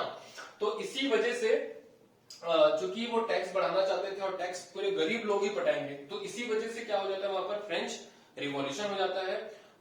सॉरी, और ये जो फ्रेंच रिवॉल्यूशन होता है ना, तो उसकी वजह से जो पूरा मोनार्की सिस्टम है वो खत्म हो जाता है। क्या स्टार्ट आता है, डेमोक्रेसी। ठीक है, तो डेमोक्रेसी जैसे ही आता है, आपको याद होगा मैक्सिमिलियन रॉबेस्पियर जो कि जैकोबियन क्लब के थे, है ना। और उन्होंने रेन ऑफ टेरर वाला जो पीरियड था, पूरा गुलो टाइम मशीन वो यूज करते हैं। उसके बाद में एक डायरेक्टरी रूल आता है ना। लेकिन ये जो मैक्सिमिलियन रॉबेस्पियर हो, जैकोबियन क्लब हो, मतलब मैक्सिमिलियन रॉबेस्पियर जो जैकोबियन क्लब के थे, तो चाहे वो जैकोबियन क्लब हो, चाहे वो डायरेक्टरी रूल है ना, दोनों जो गवर्नमेंट थी वो डेमोक्रेसी को बहुत अच्छे तरीके से मैनेज नहीं कर पाई। क्यों, क्योंकि उनके पास में एक्सपीरियंस नहीं था, क्योंकि ये चीज बहुत नई थी, है ना। तो चूंकि उनके पास में एक्सपीरियंस बिल्कुल भी नहीं था, इसीलिए वो काफी सारी गलतियां कर बैठे और एक दूसरे से ही लड़ते झगड़ते रहते थे। जैसे डायरेक्टरी रूल जो मैं बताऊं आपको, तो वहां पर जो मेंबर्स थे ना मिडिल क्लास के, वो आपस में एक दूसरे से लड़ते झगड़ते रहते थे। तो ये बताइए, ये सिंबल ऑफ स्ट्रेंथ होगा कि सिंबल ऑफ वीकनेस होगा? तो जाहिर सी बात है कि क्या होगा, सिंबल ऑफ वीकनेस। और इसी वीकनेस का फायदा किसने उठाया? नेपोलियन ने उठाया। नेपोलियन बहुत ही समझदार लीडर था, बहुत ही इंटरेस्टिंग कैरेक्टर था, बहुत ही ग्रेट पर्सनालिटी थे वो नेपोलियन। और नेपोलियन जो थे अपने एक्स्ट्राऑर्डिनरी लीडरशिप और स्पीकिंग क्वालिटी की वजह से वहां के आर्मी के लीडर भी बन जाते हैं ना। और आर्मी की सहायता से वो जो है पूरे डेमोक्रेटिक सिस्टम को खत्म कर देते हैं और अपना रूल स्टार्ट कर देते हैं। और एक बहुत ही इंटरेस्टिंग चीज ये भी है कि लोग भी नेपोलियन को सपोर्ट करते हैं। क्यों? क्योंकि एक कमजोर सरकार से अच्छा है ताकतवर लीडर। तो ऐसा जो लोग स्टार्टिंग में नेपोलियन को अपना मसीहा समझते थे, अपना हीरो समझते थे, अपना लीडर समझते थे, है ना, तो इसलिए लोगों ने भी बहुत ज्यादा सपोर्ट किया नेपोलियन को। और नेपोलियन जो है वो बन गया वहां का डिक्टेटर। और ऑफिशियली जो है ना वो अपने आप को इंपेरर घोषित कर देता है कब? 1804 में, है ना। और 1804 में जैसे ही वो अपने आप को इंपेरर घोषित करता है, वो क्या लेके आता है? Civil code, that is in 1804, जिसमें कई सारे पॉजिटिव चीजें भी हैं और कई सारे निगेटिव चीजें भी हैं, है ना। तो सबसे पहले हम लोग देखते हैं कि वो क्या क्या चेंजेस आई थी, जिसने वहां के लोगों में एक कलेक्टिवनेस की आइडेंटिटी डेवलप की, है ना। क्योंकि देखेंगे फ्रेंच रिवॉल्यूशन जैसे ही कंप्लीट होता है तो वहां पर डेमोक्रेसी आ जाता है। अब भाई डेमोक्रेसी आ गया, देश तो बन गया फ्रांस, लेकिन उनके दिल में जो है वो देशभक्ति भी तो होनी चाहिए ना।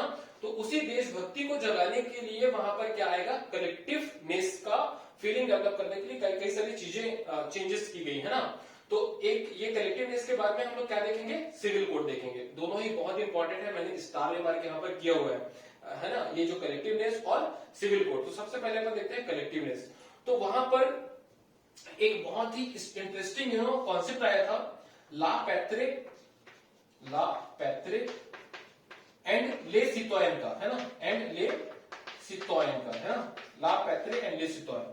अब आप पूछोगे सर ये ला पैत्रे एंड ले सितोयन क्या है? बहुत ही इंटरेस्टिंग और डिफिकल्ट टर्म लग रहा है। तो बेटा ये फ्रेंच वर्ड्स है ना। तो ला पैत्रे मतलब क्या होता है? फादरलैंड, है ना। पैत्रे मतलब पिता, फादर, ठीक है। ला पैत्रे मतलब फादरलैंड एंड ले सितोयन मतलब कि सिटीजन्स, ठीक है। तो जैसे भारत में होता है ना, हम भारत के नागरिक हैं और भारत माता हमारी मदरलैंड है ना। तो भारत में क्या होता है? मदरलैंड। वैसे ही फ्रांस में क्या था? फादरलैंड का कॉन्सेप्ट था। तो फ्रांस उनके पिता है और सभी उनके बच्चे हैं, सिटीजन है, ठीक है।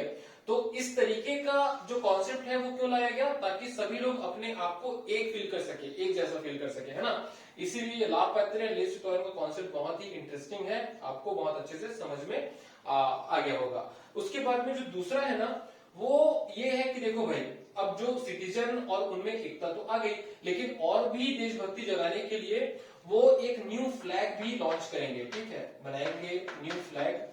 और उनके न्यू फ्लैग का नाम था ट्राई कलर।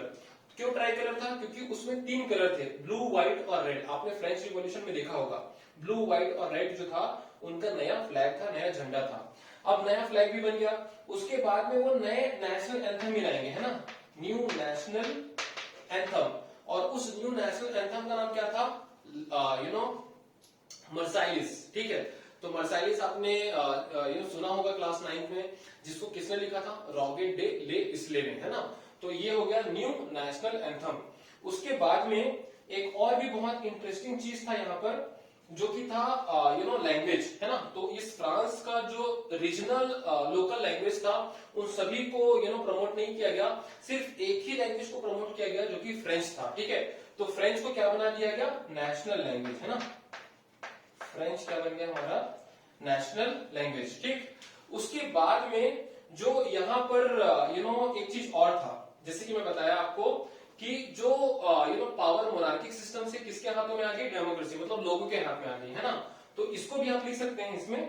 तो power shifted from monarch to common people, मतलब डेमोक्रेसी आ गई यहाँ पर, है ना, लोगों के हाथ में पावर आ गया, ठीक है। उसके बाद में एक चीज और लिखिएगा आप लोग कि जो एक पॉलिटिकल बॉडी हुआ करता था फ्रेंच रिवॉल्यूशन से पहले फ्रांस में, जिसका नाम था स्टेट जनरल, है ना। तो स्टेट जनरल को किसने रिप्लेस कर दिया? नेशनल असेंबली ने, है ना। तो नेशनल असेंबली एक पॉलिटिकल बॉडी होगी, अब वही वहां की सबसे इंपॉर्टेंट पॉलिटिकल बॉडी होगी। तो स्टेट जनरल को किसने रिप्लेस कर दिया? नेशनल असेंबली ने, है ना। और याद रखिएगा नेशनल असेंबली में जो भी मेंबर आएंगे वो लोगों के द्वारा चुनकर जाएंगे, है ना। तो एक थोड़ा डेमोक्रेटिक पॉलिसी यहाँ पर अपनाया जाने लगा, ठीक है। स्टेट जनरल को किसने रिप्लेस कर दिया, नेशनल असेंबली में, और यहाँ पर लोगों को वोटिंग राइट्स प्राप्त था और वो अपने वोट के माध्यम से वहां के मेंबर्स को चुनते थे। कहाँ के मेंबर्स को, नेशनल असेंबली के मेंबर्स को, ठीक है। उसके बाद में एक और बहुत ही इंटरेस्टिंग कॉन्सेप्ट था, जगह नहीं है ना, इसलिए मैं आपको डिटेक्ट करता हूँ ओरल तरीके से। यहाँ जो एक कॉन्सेप्ट था नेशनलिज्म का, तो इसको बाहर भेजने के लिए, लोगों को बताने के लिए, दूसरे देशों के, यूरोप के, तो उसको स्प्रेड करने के लिए, बताने के लिए उन्होंने किसका यूज किया, अपने आर्मी का। तो वहां के जो आर्मी थे, फ्रेंच आर्मी थे, वो विदेशों में जाते थे, यूरोप के बाकी देशों में जाते थे और नेशनलिज्म का आइडिया को वहां पर बताते थे, है ना। तो इतनी सारी चेंजेस आई, एक बार फिर से हम लोग समझते हैं। पहला था ला पैत्रे एंड ले सिटोयन, मतलब कि फादरलैंड और सिटीजन का कॉन्सेप्ट, सभी जो बच्चे हैं उनके पिता के, है ना। तो इस तरीके से एक कॉमन आइडेंटिटी, कॉमन यूनिटी आई। उसके बाद में उन्होंने नया फ्लैग लाया, है ना, जिसका नाम था try colour, blue white and red. उसके बाद में तीसरा था न्यू नेशनल एंथम, है ना, ला मर्साइलिस, जिसको रॉकेट डे इसलिए ने लिखा था। उसके बाद में फ्रेंच जो है वहां का नेशनल लैंग्वेज बन जाता है नेशनल लैंग्वेज।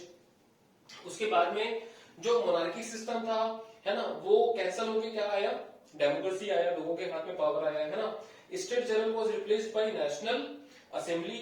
और एक मैंने बताया कि जो वहां के मींस नेशनलिज्म का जो कॉन्सेप्ट था, उसको विदेशों में, यूरोप के अन्य देशों में ले जाने का काम किसने किया, फ्रेंच की आर्मी ने किया।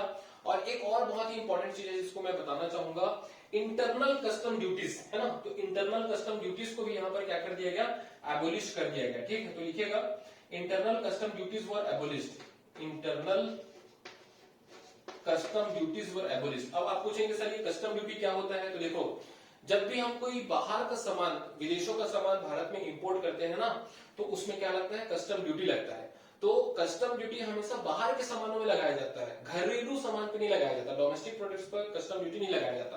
तो यहाँ पर जो इंटरनल कस्टम ड्यूटी थे ना, उसको क्या कर दिया गया, हटा दिया गया, ठीक है। तो इतनी सारी चीजें थी, पॉइंट लिखते हैं 1 2 3 4 5 6 7, और वो जो बाहर भेजते हैं नेशनलिज्म वाला वो 8। तो 7 से 8 पॉइंट है, इतना पॉइंट लिखेंगे ना तो 5 मार्क्स आपको मिलना ही मिलना है ना। तो ये कलेक्टिवनेस, कॉमन आइडेंटिटी वाले इसमें आप इतना सारा पॉइंट लिखिएगा, बहुत बहुत बहुत इंपॉर्टेंट टॉपिक है, तो बिल्कुल भी इसे हल्के में मत लीजिएगा, है ना। उसके बाद में क्या स्टार्ट होता है, नेपोलियन का रूल स्टार्ट होता है। जैसे मैंने आपको पहले ही बताया था कि नेपोलियन बहुत ही एम्बिशियस लीडर था, बहुत ही कैरेक्टर इनका स्ट्रॉन्ग था, है ना। और ये आर्मी के लीडर थे, और आर्मी की मदद से उन्होंने ये जो वीक डेमोक्रेटिक गवर्नमेंट था उसको हटा दिया और अपना रूल स्टार्ट किया 1799 में, पॉलिटिकल रूल, और अपने आप को एम्परर घोषित कर दिया 1804 में। और जैसे एम्परर घोषित किया, उसने क्या लेके आया, civil code, that is in 1804। इसी सिविल कोड को ही हम लोग नेपोलियनिक कोड भी कहते हैं। क्यों कहते हैं, क्योंकि उसको किसने इंट्रोड्यूस कराया था, नेपोलियन ने, है ना। और इसको सिविल कोड भी क्यों कहते हैं, क्योंकि ये सिटीजन्स के लिए था, सिविल मतलब सिटीजन्स, है ना, और कोड मतलब रूल्स एंड रेगुलेशन। तो ऐसा रूल्स एंड रेगुलेशन जो कि वहां के सिटीजन फॉलो करेंगे, उसको क्या बोलते हैं, सिविल कोड, है ना। इसके निगेटिव्स भी हैं और इसके पॉजिटिव्स भी हैं, ठीक है। तो जैसे मैंने आपको बताया था कि इसको हम लोग डिटेल में समझेंगे क्योंकि ये बहुत ही इंपॉर्टेंट टॉपिक है ना। तो चलिए समझते हैं what are the positives and what are the negatives. तो चूंकि यहाँ पर स्पेस नहीं है, इसलिए मैं आपको डिटेक्ट करते जाता हूँ, आप लोग अपने नोटबुक में लिखते जाइएगा, है ना। तो सबसे पहले मैं बताता हूँ पॉजिटिव्स, है ना। तो पहला पॉजिटिव ये था कि नेपोलियन ने कहा कि जितने भी लोग फ्रांस के हैं, है ना, ये बहुत इंपॉर्टेंट है, इसको एडमिनिस्ट्रेटिव रिफॉर्म भी कहा जाता है ना, और इसकी वजह से नेपोलियन की बहुत ज्यादा तारीफ भी होती है, ठीक है। तो इन्होंने पहला क्या कहा था कि जितने भी लोग फ्रांस के होंगे वो सभी इक्वल होंगे, इक्वेलिटी बिफोर लॉ होगा। क्या है पहला पॉइंट, इक्वेलिटी बिफोर लॉ। उसके पहले जो था ना, वो काफी सारी पार्शियलिटी, काफी सारे डिस्क्रिमिनेशन होते थे। तो उन्होंने दूसरा पॉइंट बोला कि जो प्रिविलेजेस, जो फैसिलिटीज मिलता है बर्थ के बेसिस पर, वो खत्म हो जाएगा, मतलब कि abolition of privileges on the basis of birth. तो ये उनका सेकेंड पॉइंट था। तीसरा पॉइंट बहुत ही इंपॉर्टेंट ये था कि उन्होंने जो फ्यूडल सिस्टम होता था ना, उसको बंद कर दिया। अब आप पूछोगे सर ये फ्यूडल सिस्टम क्या होता है ना। तो फ्यूडल सिस्टम मतलब कि क्या, कि ऐसा सिस्टम जिसमें जो बड़े बड़े लैंडलॉर्ड्स होते थे ना, वो गरीबों को ब्याज पर पैसे दिया करते थे, उधारी, है ना, बहुत ही ज्यादा ब्याज पर, बहुत ही ज्यादा इंटरेस्ट रेट पर। अब जो गरीब बेचारे हैं वो, उनके पास में खाने का पैसा नहीं होता था, तो उनके हाई इंटरेस्ट रेट को कैसे पे करेंगे। तो इस वजह से गरीबों का बहुत ज्यादा शोषण होता था, एक्सप्लॉयटेशन होता था बड़े बड़े लैंडलॉर्ड्स के माध्यम से। तो इसी प्रोसेस को हम लोग क्या बोलते हैं, क्या बोलते हैं बताओ, फ्यूडल सिस्टम, है ना। तो ये फ्यूडल सिस्टम को भी खत्म कर दिया गया। और उसके बाद में एक और बहुत इंपॉर्टेंट चीज लिखिएगा कि he freed peasants from the serfdom and manorial dues. तो ये फ्री मतलब किनको फ्री किए, जो किसान थे, है ना, तो किसानों को किनसे फ्री किए, सर्वडम। अब देखो सर्वडम क्या होता है, एक प्रकार का गुलामी होता है, ठीक है। तो गुलामी इन द सेंस कि देखो, एक स्लेवरी होता है, सर्वडम। तो स्लेवरी में आप लोगों को खरीदते बेचते हो, सर्वडम में आप खरीदोगे बेचोगे नहीं, लेकिन इनडायरेक्ट तरीके से आप उनको इतना मजबूर कर दोगे कि वो आपके गुलाम बन जाएंगे। जैसे मैंने आपको पहले बताया कि जो अमीर लोग थे, लैंडलॉर्ड्स थे, वो गरीबों को बहुत ही ऊंचे ब्याज पर जो है, इंटरेस्ट रेट पर जो है वो लोन दिया करते थे, और जिसकी वजह से वो उसे बाद में पटा नहीं पाते थे, रिटर्न नहीं कर पाते थे, जिनकी वजह से उनका जो कंडीशन था ना, ये जो लोगों का, गरीब लोगों का कंडीशन था, वर्कर्स का, पीजेंट्स का, उनका कंडीशन बहुत ज्यादा खराब हो जाता था। और जैसे लैंडलॉर्ड्स कहते थे वैसे इनको करना पड़ता था, है ना। इस वजह से ये जो बेचारे गरीब पीजेंट्स और वर्कर्स हैं, उनका कंडीशन बहुत ज्यादा खराब हो जाता था। They were literally living the life of slaves, है ना। तो ये आप समझिएगा, है ना। तो ये आप क्या लिखेंगे, freed peasants from the serfdom and manorial dues. और मैनोरियल ड्यूज क्या होता है कि जो लोन ये बड़े बड़े जमींदार लोगों को देते थे, किसानों को देते थे, तो इस लोन को ही क्या कहते हैं, मैनोरियल ड्यूज कहते हैं, ठीक है। तो ये वाला पॉइंट भी आपको समझ में आ गया। इसके बाद में आप लिखिएगा कि इन्होंने जो कम्युनिकेशन एंड ट्रांसपोर्टेशन को भी बहुत ज्यादा बढ़ाया, बहुत ज्यादा ऊंचा किया, है ना। अब देखो, किसी भी देश का, किसी भी राज्य का अगर कम्युनिकेशन एंड ट्रांसपोर्टेशन सिस्टम बहुत बेहतरीन है, तो वही देश डेवलप्ड कहलाएगा, है ना। तो ट्रांसपोर्टेशन में आप ले सकते हो पूरा जो इंफ्रास्ट्रक्चर है, हाईवेज है, पोर्ट्स है, रेलवेज है ना। तो आज अगर ये हाईवेज, पोर्ट्स, रेलवेज और बाकी जो आपका ब्रिज वगैरह है वो बहुत ही उच्च स्तर का है, वर्ल्ड क्लास का है, तो आपका देश डेवलप्ड कहलाएगा, है ना। चाइना हमसे बहुत आगे क्यों है, क्योंकि उनका इंफ्रास्ट्रक्चरल डेवलपमेंट बहुत आगे है। कम्युनिकेशन, तो कम्युनिकेशन आप देख रहे होंगे कि आज जिसके पास 5G का टेक्नोलॉजी है वो देश बहुत आगे है ना। तो भारत में तो भी 5G आया भी नहीं है, ठीक है, लेकिन आने की बात चल रही है, रिलायंस वगैरह लोग बात कर रहे हैं। तो ये जो कम्युनिकेशन एंड ट्रांसपोर्टेशन सिस्टम आज ही नहीं, उस जमाने में भी जब नेपोलियन रूल करता था बहुत ही इंपॉर्टेंट रोल प्ले करता था, ठीक है। तो ट्रांसपोर्टेशन एंड कम्युनिकेशन को किसने इंप्रूव किया, नेपोलियन ने इंप्रूव किया, है ना। तो once again we are repeating, पहला जो था, एक पॉइंट और लिखिएगा कि he also given the right to personal property. अब आप अपना पर्सनल प्रॉपर्टी भी रख सकते हो, आप अपना घर बना सकते हो, है ना, जमीन खरीद सकते हो अपने नाम से। तो ये अधिकार भी किसने दिया, नेपोलियन ने दिया, ठीक है। तो इतनी सारी चीजें हैं, है ना, that will come under the this positives, ठीक है। तो एक एक करके हम लोग रिपीट करते हैं। जो पहला पॉइंट था वो ये था कि he brought equality before law, है ना। दूसरा क्या था, abolished privileges on the basis of birth, है ना। तीसरा क्या था, प्रोटेक्शन ऑफ प्राइवेट प्रॉपर्टी, मतलब प्राइवेट प्रॉपर्टी का अधिकार आपको दिया गया। चौथा क्या था कि abolition of privileges, abolition of feudal system, yes. और पांचवा पॉइंट क्या था, freed peasants from serfdom and manorial dues, है ना। और एक सातवां पॉइंट क्या था कि he improve the communication and transportation system. तो ये सभी किसमें आएगा बेटा, पॉजिटिव्स में आएगा। आप सभी देख रहे होंगे कि इतना बेहतरीन रिफॉर्म किसने किया। इसी वजह से स्टार्टिंग में नेपोलियन को एज अ लिबरेटर देखा जाने लगा कि बहुत बड़ा हीरो है, मस्ती यहाँ है। लेकिन उसी के साथ में इसमें कई सारी निगेटिव चीजें भी थी, जिसने ये पूरे पॉजिटिव को क्या कर दिया, जो उसका स्वाद था उसको कम कर दिया, है ना। तो निगेटिव में क्या क्या थे बताता हूं मैं। पहला बहुत ही इंपॉर्टेंट पॉइंट है निगेटिव में, इस वाले निगेटिव पार्ट में, कि इसने टैक्स को बढ़ा दिया बहुत ज्यादा, है ना। ही इंक्रीज द टैक्स। अब देखो टैक्स बढ़ाने से क्या होता है ना, अब टैक्स अगर आप बढ़ा दोगे तो चीजों की कीमत ज्यादा हो जाएगी, है ना। अगर चीजों की कीमत ज्यादा हो गई, प्रोडक्ट की कीमत ज्यादा हो गई, तो लोग उसे ज्यादा खरीदेंगे कि कम खरीदेंगे, ऑब्वियसली बात है, लोग उसको कम खरीदेंगे। अगर लोग उसको कम खरीदेंगे तो जो बनाने वाला व्यक्ति है उसको ज्यादा प्रोड्यूस करेगा कि कम प्रोड्यूस करेगा, जाहिर सी बात है उसको कम प्रोड्यूस करेगा। अगर लोग उसको कम प्रोड्यूस करेंगे तो जो मैन्युफैक्चरर है उसको ज्यादा प्रॉफिट होगा कि कम प्रॉफिट होगा, भाई अगर प्रोडक्शन ही कम हो रहा है तो प्रॉफिट भी कम होगा। अगर उसको प्रॉफिट ही कम हो रहा है तो वो कम प्रॉफिट में बहुत लंबे समय तक सर्वाइव कर पाएगा क्या? नहीं कर पाएगा। इस वजह से उसकी फैक्ट्रीज, उसकी इंडस्ट्रीज बंद हो जाएगी। अगर उसकी फैक्ट्रीज और इंडस्ट्रीज बंद हो गई तो क्या लोगों को नए रोजगार मिलेंगे कि जो रोजगार थे वो भी चले जाएंगे? तो जो रोजगार थे वो भी चले जाएंगे, लोग अनएम्प्लॉयड हो जाएंगे, है ना। अनएम्प्लॉयमेंट बढ़ जाएगा, गरीबी आ जाएगी, लोगों के पास में जॉब नहीं रहेगा, पैसा नहीं रहेगा, है ना। तो क्या स्टार्ट हो जाएगा? गरीबी स्टार्ट हो जाएगी। इसीलिए टैक्स बढ़ाने को हम लोग निगेटिव पॉइंट कंसीडर करते हैं, है ना। तो ये जो टैक्स बढ़ाया था वो बहुत बड़ा निगेटिव पॉइंट था।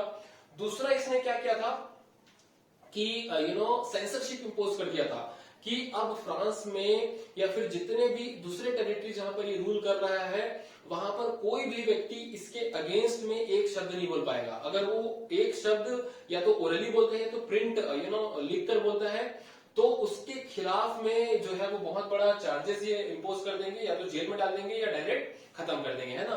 तो इस तरीके से सेंसरशिप इन्होंने इंपोज कर दिया जिसकी वजह से लोग इसको बहुत ज्यादा नाराज हो गए नेपोलियन से, है ना। तीसरा जो था वो ये था कि ये दूसरे देशों को कब्जा करने के लिए लोगों को फोर्सफुल तरीके से अपने आर्मी में रिक्रूट करते थे, है ना।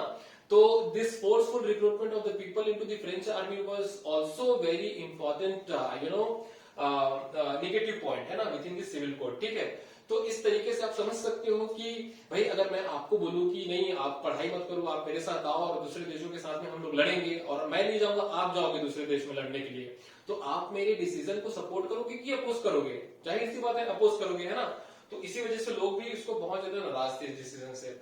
तो चाहे वो पॉजिटिव हो चाहे वो निगेटिव हो, नेपोलियन का जो ये सिविल कोड था वो ना सिर्फ फ्रांस में लागू था बल्कि बाकी जो देश थे जहां पर वो रूल करता था वहां भी ये सिविल कोड लागू था, चाहे वो हॉलैंड हो, चाहे वो स्विट्जरलैंड हो, है ना, चाहे वो इटली हो, बाकी देशों में भी ये जो पूरा सिविल कोड था ना वो लागू हुआ करता था। ठीक है, so this is all about the civil code. I hope ये आपको पसंद आया होगा, अच्छा लगा होगा, समझ में आया होगा, है ना।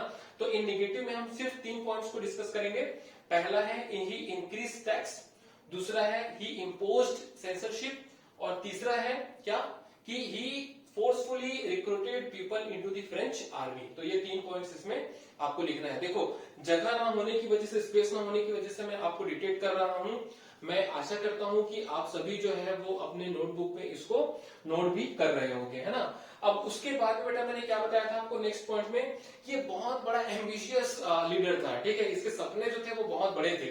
पहले तो ये फ्रांस का लीडर बनना चाहता था, उसके बाद में ये पूरे यूरोप का लीडर बनना चाहता था, और उसके बाद में ये पूरे दुनिया का लीडर बनना चाहता था। अब ये कैसे लीडर बनेगा? पूरे यूरोप का, दूसरे देशों को कब्जा करके। ठीक है, जब ये दूसरे देशों को कब्जा करना स्टार्ट कर दिया, मैं एक और चीज आपको बताता हूं, लिटरली इसने पूरे यूरोप को कब्जा कर लिया था ऑलमोस्ट, है ना। जो जिस वक्त देखो भाई अभी जैसे चाइना जो है वो दूसरे देशों को कब्जा कर रहा है ना, दूसरे देशों के एरिया को कब्जा कर रहा है, इंडिया के एरिया को कब्जा कर रहा है, जापान के एरिया को कब्जा कर रहा है ना, और तिब्बत को तो उसने पूरा कब्जा कर ही लिया है, हांगकांग को तो पूरा कब्जा कर ही लिया है। तो इस वजह से चाइना जो है वो ज्यादा दोस्त बनाएगा कि ज्यादा दुश्मन बनाएगा? तो ऑब्वियस सी बात है ज्यादा दुश्मन बनाएगा, है ना। तो वैसे ही नेपोलियन भी उस समय क्या करता था, अपने टेरिटरी को, अपने एरिया को एक्सपेंड करता था दूसरे देशों को कब्जा करके। इसीलिए उसने बहुत सारे दुश्मन बना लिए और इन्हीं दुश्मनों ने उनके ऊपर में अटैक कर दिया, जिसे कहते हैं बैटल ऑफ वाटरलू, है ना। तो बैटल ऑफ वाटरलू समझते हैं, थोड़ा मैं पानी पी लेता हूँ फिर बैटल ऑफ वाटरलू समझेंगे। ठीक है, यहाँ पर देखिए कहीं कोई दिक्कत, प्रॉब्लम, समस्या, परेशानी हो तो कमेंट करके मुझसे पूछ लीजिए।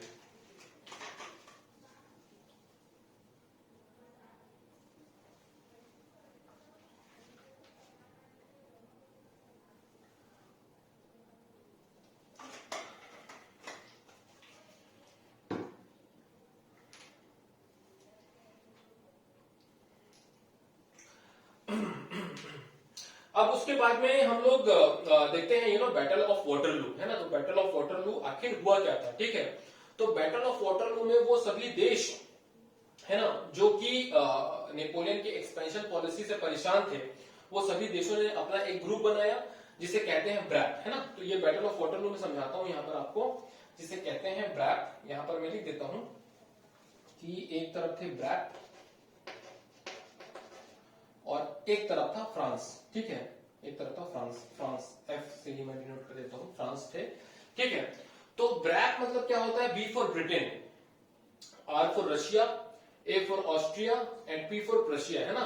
तो ब्रिटेन, रशिया, ऑस्ट्रिया, प्रशिया ने आपस में मिलकर फ्रांस के ऊपर अटैक कर दिया।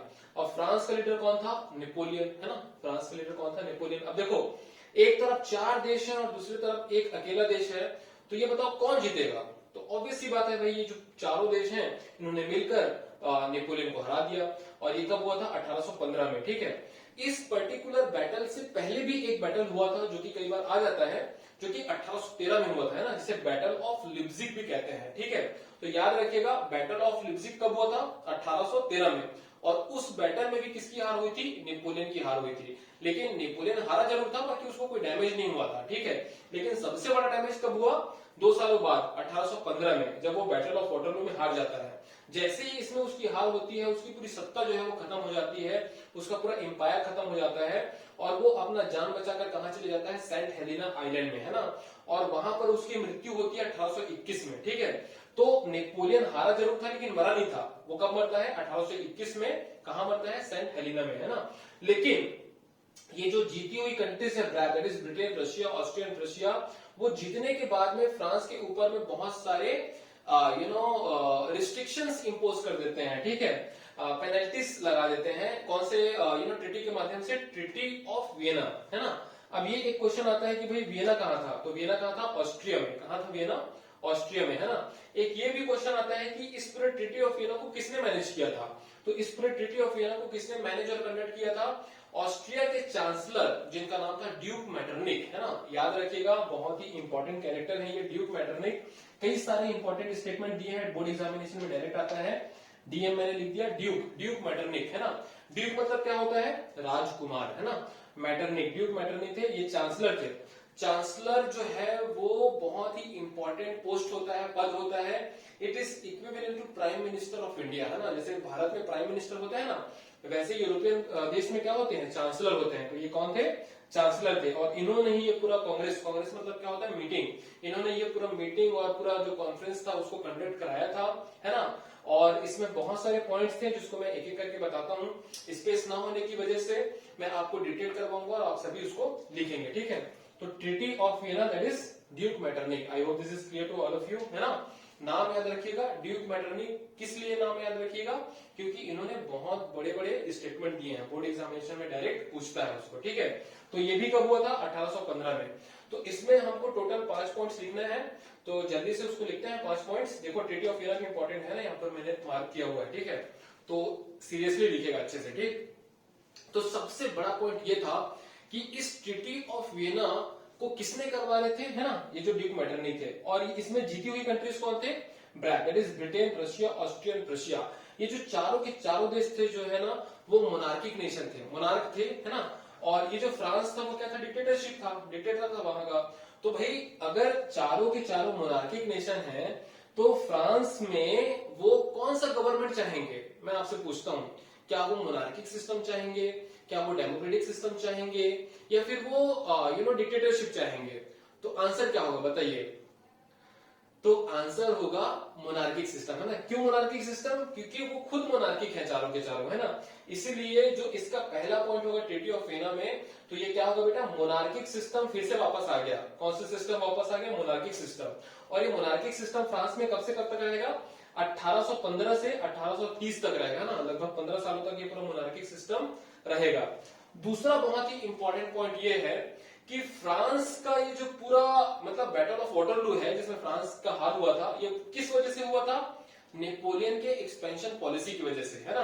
तो दूसरा बहुत ही इंपॉर्टेंट पॉइंट ये है कि जो वहां का एक्सपेंशन था ना, एक्सपेंशन फ्यूचर में बिल्कुल भी ना हो, एक्सपेंशन फ्यूचर में बिल्कुल भी ना हो, इसीलिए फ्रांस के बाउंड्री को ना लिमिट कर दिया गया, कंट्रोल कर दिया गया, है ना। जैसे कि फ्रांस के नॉर्थ में बेल्जियम, साउथ में और कोई देशों को पूरा सजाकर जो है वो उसके बाउंड्री को क्या कर दिया गया? लिमिट कर दिया गया, ताकि फ्रांस आगे फ्यूचर में कभी एक्सपेंशन ना कर सके, ठीक है। उसके बाद में तीसरा बहुत ही इंपॉर्टेंट पॉइंट ये था कि फ्रांस ने जितना भी टेरिटरी नेपोलियन के अंडर पे जीता था वो सबको उसको वापस करना पड़ा, ठीक है। सो France lost all the territories, ठीक है। France lost all the territories, ठीक है।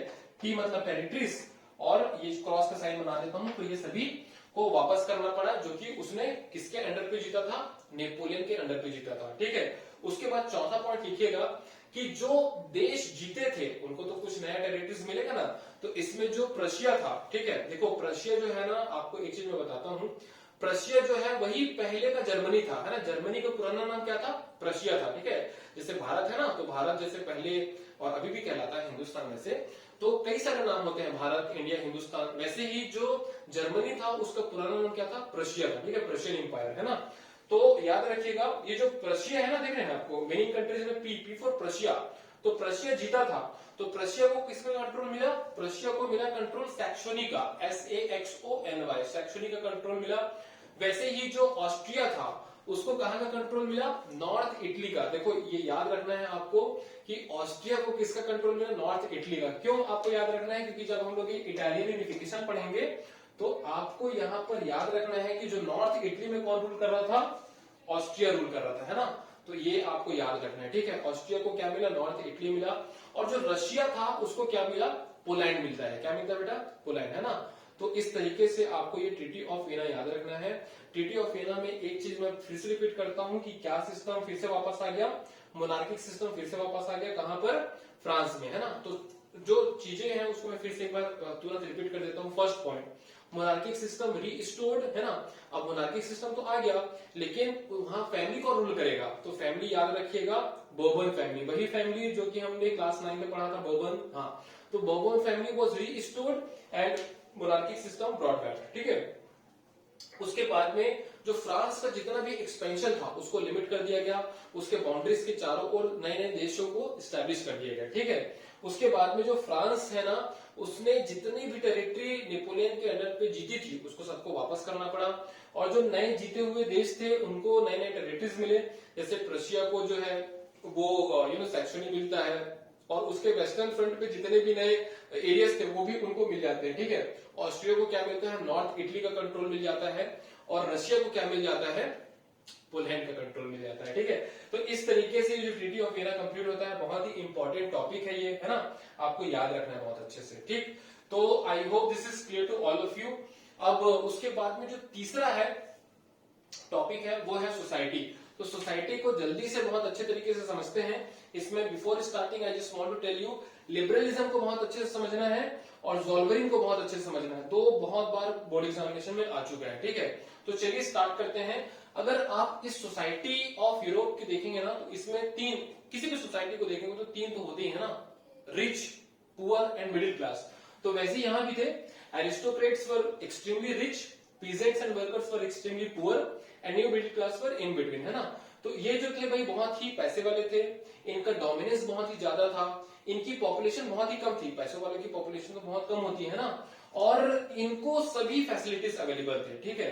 क्या क्या बोला मैंने कि ये बहुत ही रिच थे, इनका डोमिनेंस बहुत ज्यादा था, इनको सभी फैसिलिटीज था, और चौथा पॉइंट क्या था कि इनकी पॉपुलेशन बहुत कम थी। अब इसको जस्ट अपोजिट कर दीजिए, ठीक है, पीजेंट्स एंड वर्कर्स जो कि बहुत गरीब थे, तो इनका जो पॉपुलेशन बहुत ज्यादा था, है ना, गरीबों की संख्या तो बहुत ज्यादा होती है ना, और इनका डोमिनेंस बहुत ही कम था, नेग्लेक्टेड थे, इग्नोर्ड थे ये, है ना, इनको कोई भी बेसिक फैसिलिटीज नहीं मिलता था, और ये एक्सट्रीमली पुअर थे। न्यू मिडिल क्लास कहां से आ जाता है, देखो उस समय पे क्या हुआ था कि इंडस्ट्रियलाइजेशन स्टार्ट हो रहा था, ठीक है, industrialisation was about to start, है ना, और इंडस्ट्रियलाइजेशन की वजह से ही कुछ सेक्शन ऑफ सोसाइटी थे जिनको बहुत ज्यादा प्रॉफिट हुआ, जैसे कि peasants and traders, sorry peasants नहीं, जो वर्कर्स भी नहीं, है ना, कौन, बिजनेसमैन, ट्रेडर्स, है ना, मर्चेंट्स, ये जो लोग हैं ना उनको बहुत ज्यादा प्रॉफिट होता है, ठीक है। और जब उनको बहुत ज्यादा प्रॉफिट होगा तो उनको बहुत ज्यादा पैसा भी मिलेगा, ठीक है। तो उस पैसे को वो कहां इन्वेस्ट करते हैं, अपने बच्चों के पढ़ाई पर, अपने बच्चों के एजुकेशन पर, और जब उन बच्चों को नया एजुकेशन मिलता है तो उनके पास में नया आइडियाज भी आते हैं। तो उसी आइडियाज से एक बहुत ही इंपॉर्टेंट टर्म निकला है जिसको बोलते हैं लिबरलिज्म, है ना, और इसी को आप बोल सकते हैं लिबरल नेशनलिज्म। मतलब इसी माइंडसेट से उन्होंने एक देश की कल्पना की कि उस देश में ये फिलोसफीज, ये आइडियाज होंगे। तो इसमें 4 पॉइंट्स आता है, तो वो चारों पॉइंट्स को मैं बताता हूं। जब भी लिबरलिज्म के ऊपर में क्वेश्चन आएगा, आप धड़ाधड़ ये चारों पॉइंट्स को दाग दीजिएगा आंसर के रूप में, ठीक है। तो ये चारों पॉइंट्स में तो जो पहला पॉइंट है ना वही लिखिएगा, इक्वेलिटी बिफोर लॉ, है ना, जो पहला पॉइंट है। टोटल 4 पॉइंट्स हम लोग लिखेंगे, इसमें स्पेस ना होने की वजह से मैं नहीं लिख पा रहा हूं, ठीक है। तो पहला पॉइंट लिखिएगा इक्वेलिटी बिफोर लॉ, मतलब सभी इक्वल होंगे, है ना। दूसरा लिखिएगा इंडिविजुअल फ्रीडम। इंडिविजुअल फ्रीडम मतलब कि क्या होता है कि सभी को आजादी होगी, है ना। इंडिविजुअल फ्रीडम मतलब हर एक व्यक्ति को क्या होगी, आजादी होगी, है ना। तीसरा लिखिएगा गवर्नमेंट बाय कंसेंट। अब गवर्नमेंट बाय कंसेंट मतलब कि क्या होता है कि जो नई सरकार बनेगी वो किसके कंसेंट से बनेगी, राजा रानी की क्या, नहीं, लोगों के कंसेंट से बनेगी, लोगों के परमिशन से बनेगी, है ना। और लोग अपना परमिशन कैसे देंगे, तो लोग अपना परमिशन देंगे वोट करके, वोटिंग के माध्यम से लोग अपना परमिशन देंगे, ठीक है। और चौथा जो कि सबसे इंपॉर्टेंट पॉइंट था वो है फ्रीडम ऑफ मार्केट, ठीक है। तो अब जो है लोगों को इक्वल अपॉर्चुनिटी होगा बिजनेस करने का, ट्रेड करने का, है ना। तो ये होता है बेटा फ्रीडम ऑफ मार्केट। तो एक बार फिर से मैं रिपीट करता हूं चारों पॉइंट्स को। तो पहला पॉइंट है इक्वालिटी बिफोर लॉ, दूसरा पॉइंट है इंडिविजुअल फ्रीडम, है ना, तीसरा पॉइंट है गवर्नमेंट बाय कंसेंट, और चौथा पॉइंट है क्या, बताइए चौथा पॉइंट, फ्रीडम ऑफ मार्केट, है ना। तो इसी freedom of market, ease of business और सिंप्लीफिकेशन लाने के लिए एक ज़ोल्वेरिन नाम का कस्टम यूनियन स्टैब्लिश होता है। तो इसे हम समझते हैं। तो एक बार फिर से मैं रिपीट करता हूं, ये ज़ोल्वेरिन का गठन क्यों हुआ था, फॉर्मेशन क्यों हुआ था, ताकि हम लोग बिजनेस बहुत अच्छे से कर सके, बिना किसी कॉम्प्लेक्सिटी का कर सके, और एक बेहतर तरीके से कर सके। तो इसलिए ज़ोल्वेरिन का गठन हुआ था, एस्टैब्लिशमेंट हुआ था। और ये ज़ोल्वेरिन कौन से देश से बिलोंग करता है, जर्मनी से, याद रखिएगा। ज़ोल्वेरिन कौन से देश को बिलोंग करेगा, जर्मनी को। और ये एक कस्टम यूनियन था, और इसका जो गठन हुआ था वो किस लिए हुआ था, ताकि ये टैरिफ बैरियर्स को खत्म कर सके। टैरिफ बैरियर्स मतलब कि जो टैक्स वाला जो सिस्टम होता है ना, उसको बहुत सिंपल कर सके, और बहुत ही जो कॉम्प्लेक्सिटी था उसमें उसको हटा सके उसको, है ना। और इसने जो था ना, बहुत सारे करेंसीज हुआ करते थे उस समय, ठीक है, लगभग 30 से भी ज्यादा करेंसीज होते थे। तो उस 30 से ज्यादा करेंसीज में से 28 को खत्म कर दिया और सिर्फ 2 को लागू किया बस, है ना। तो out of 30 countries only 2 currencies were implemented, ठीक है। तो 30 में से सिर्फ 2 करेंसीज को इन्होंने लागू किया, और इसके अलावा इन्होंने इन टोटलिटी पूरा सिंप्लीफाइड कर दिया पूरे प्रोसेस ऑफ बिजनेस को, ठीक है। तो Zollverein is very very important topic, 3 marks में आ जाता है, ठीक है, बोर्ड एग्जामिनेशन में। यहाँ पर मैंने ऑलरेडी हाईलाइट किया हुआ है ना। तो देखो अभी तक तो बहुत सभी चीजें अच्छी अच्छी चल रही हैं, लेकिन एक सेक्शन ऑफ सोसाइटी वो भी था जो कि ये पूरे सिस्टम को अपोज करता था, ठीक है, जिसको बोलते हैं कंजर्वेटिव। तो कंजर्वेटिव बोलते थे कि जो लिबरल आइडियाज है वो बहुत ही बेकार आइडियाज हैं, और हम इसको पूरी तरीके से अपोज करते हैं। तो कंजर्वेटिव कौन थे मैं बताता हूं आपको। कंजर्वेटिव ऐसे लोगों को कहते हैं जो कि बिल्कुल भी बदलना नहीं चाहते, है ना। वो ये चाहते हैं कि जो 500 साल पहले चला करता था वो आज भी चलेगा, और आज से 500 साल बाद तक भी चलता रहेगा, है ना। मतलब ये बिल्कुल भी चेंज नहीं चाहते थे। अगर चेंज हो भी तो बहुत स्लो चेंज हो, बहुत ग्रेजुअल चेंज हो, ऐसा नहीं कि ड्रास्टिक चेंज हो जाए। तो conservative people always supporting monarchic system. जो राजा रानी का रूल था वो हमेशा उसी को ही वो सपोर्ट करते थे, और जो ओल्ड प्रैक्टिसेस थे उसी को ये कंटिन्यू करना चाहते थे, ठीक है। तो जब आगे हम लोग देखेंगे यहाँ पर द एज ऑफ रिवॉल्यूशन में, तो हम लोग हमेशा देखेंगे कि किनके बीच में लड़ाई होगा, कंजर्वेटिव्स और लिबरल्स के बीच में लड़ाई होगा। क्योंकि लिबरल्स जो है वो मोनार्किक सिस्टम के अगेंस्ट में है, और कंजर्वेटिव्स किसको सपोर्ट कर रहे हैं, मोनार्किक सिस्टम को सपोर्ट कर रहे हैं, है ना। तो ये जो बहुत ही इंटेंसिफाइड इंटरेस्टिंग बैटल होगा, लड़ाई होगा, जिसको हम लोग देखेंगे द एज ऑफ रिवॉल्यूशन में। और उसके बाद भी हम लोग देखेंगे जो यूनिफिकेशन वाला टॉपिक पढ़ेंगे उसमें, है ना, किनके बीच में, लिबरल्स एंड कंजर्वेटिव्स के बीच में। तो ये पूरा जो है वो पार्ट 1 है ना। पार्ट 2 में जो नेक्स्ट होगा उसमें हम लोग समझेंगे क्या कि द एज ऑफ रिवॉल्यूशंस। उसके बाद में जो पार्ट 3 है उसमें हम लोग देखेंगे यूनिफिकेशन। पार्ट 4 में visualising the nation and nationalism and imperialism, और पार्ट 5 में हम लोग देखेंगे important topics and questions. So I hope आपको बहुत अच्छे से समझ में आया होगा ये part number 1। If you have any doubt, problem, confusion, you can ask me and you can comment below and let me know. अगर आपको वीडियो बहुत अच्छा समझ में आया हो तो हमारे चैनल को प्लीज सब्सक्राइब करिए और हमारे वीडियो को लाइक करिए, और we will meet you in the next video where we will discuss about the upcoming topics. Thank you everyone. Bye bye. Take care and good day.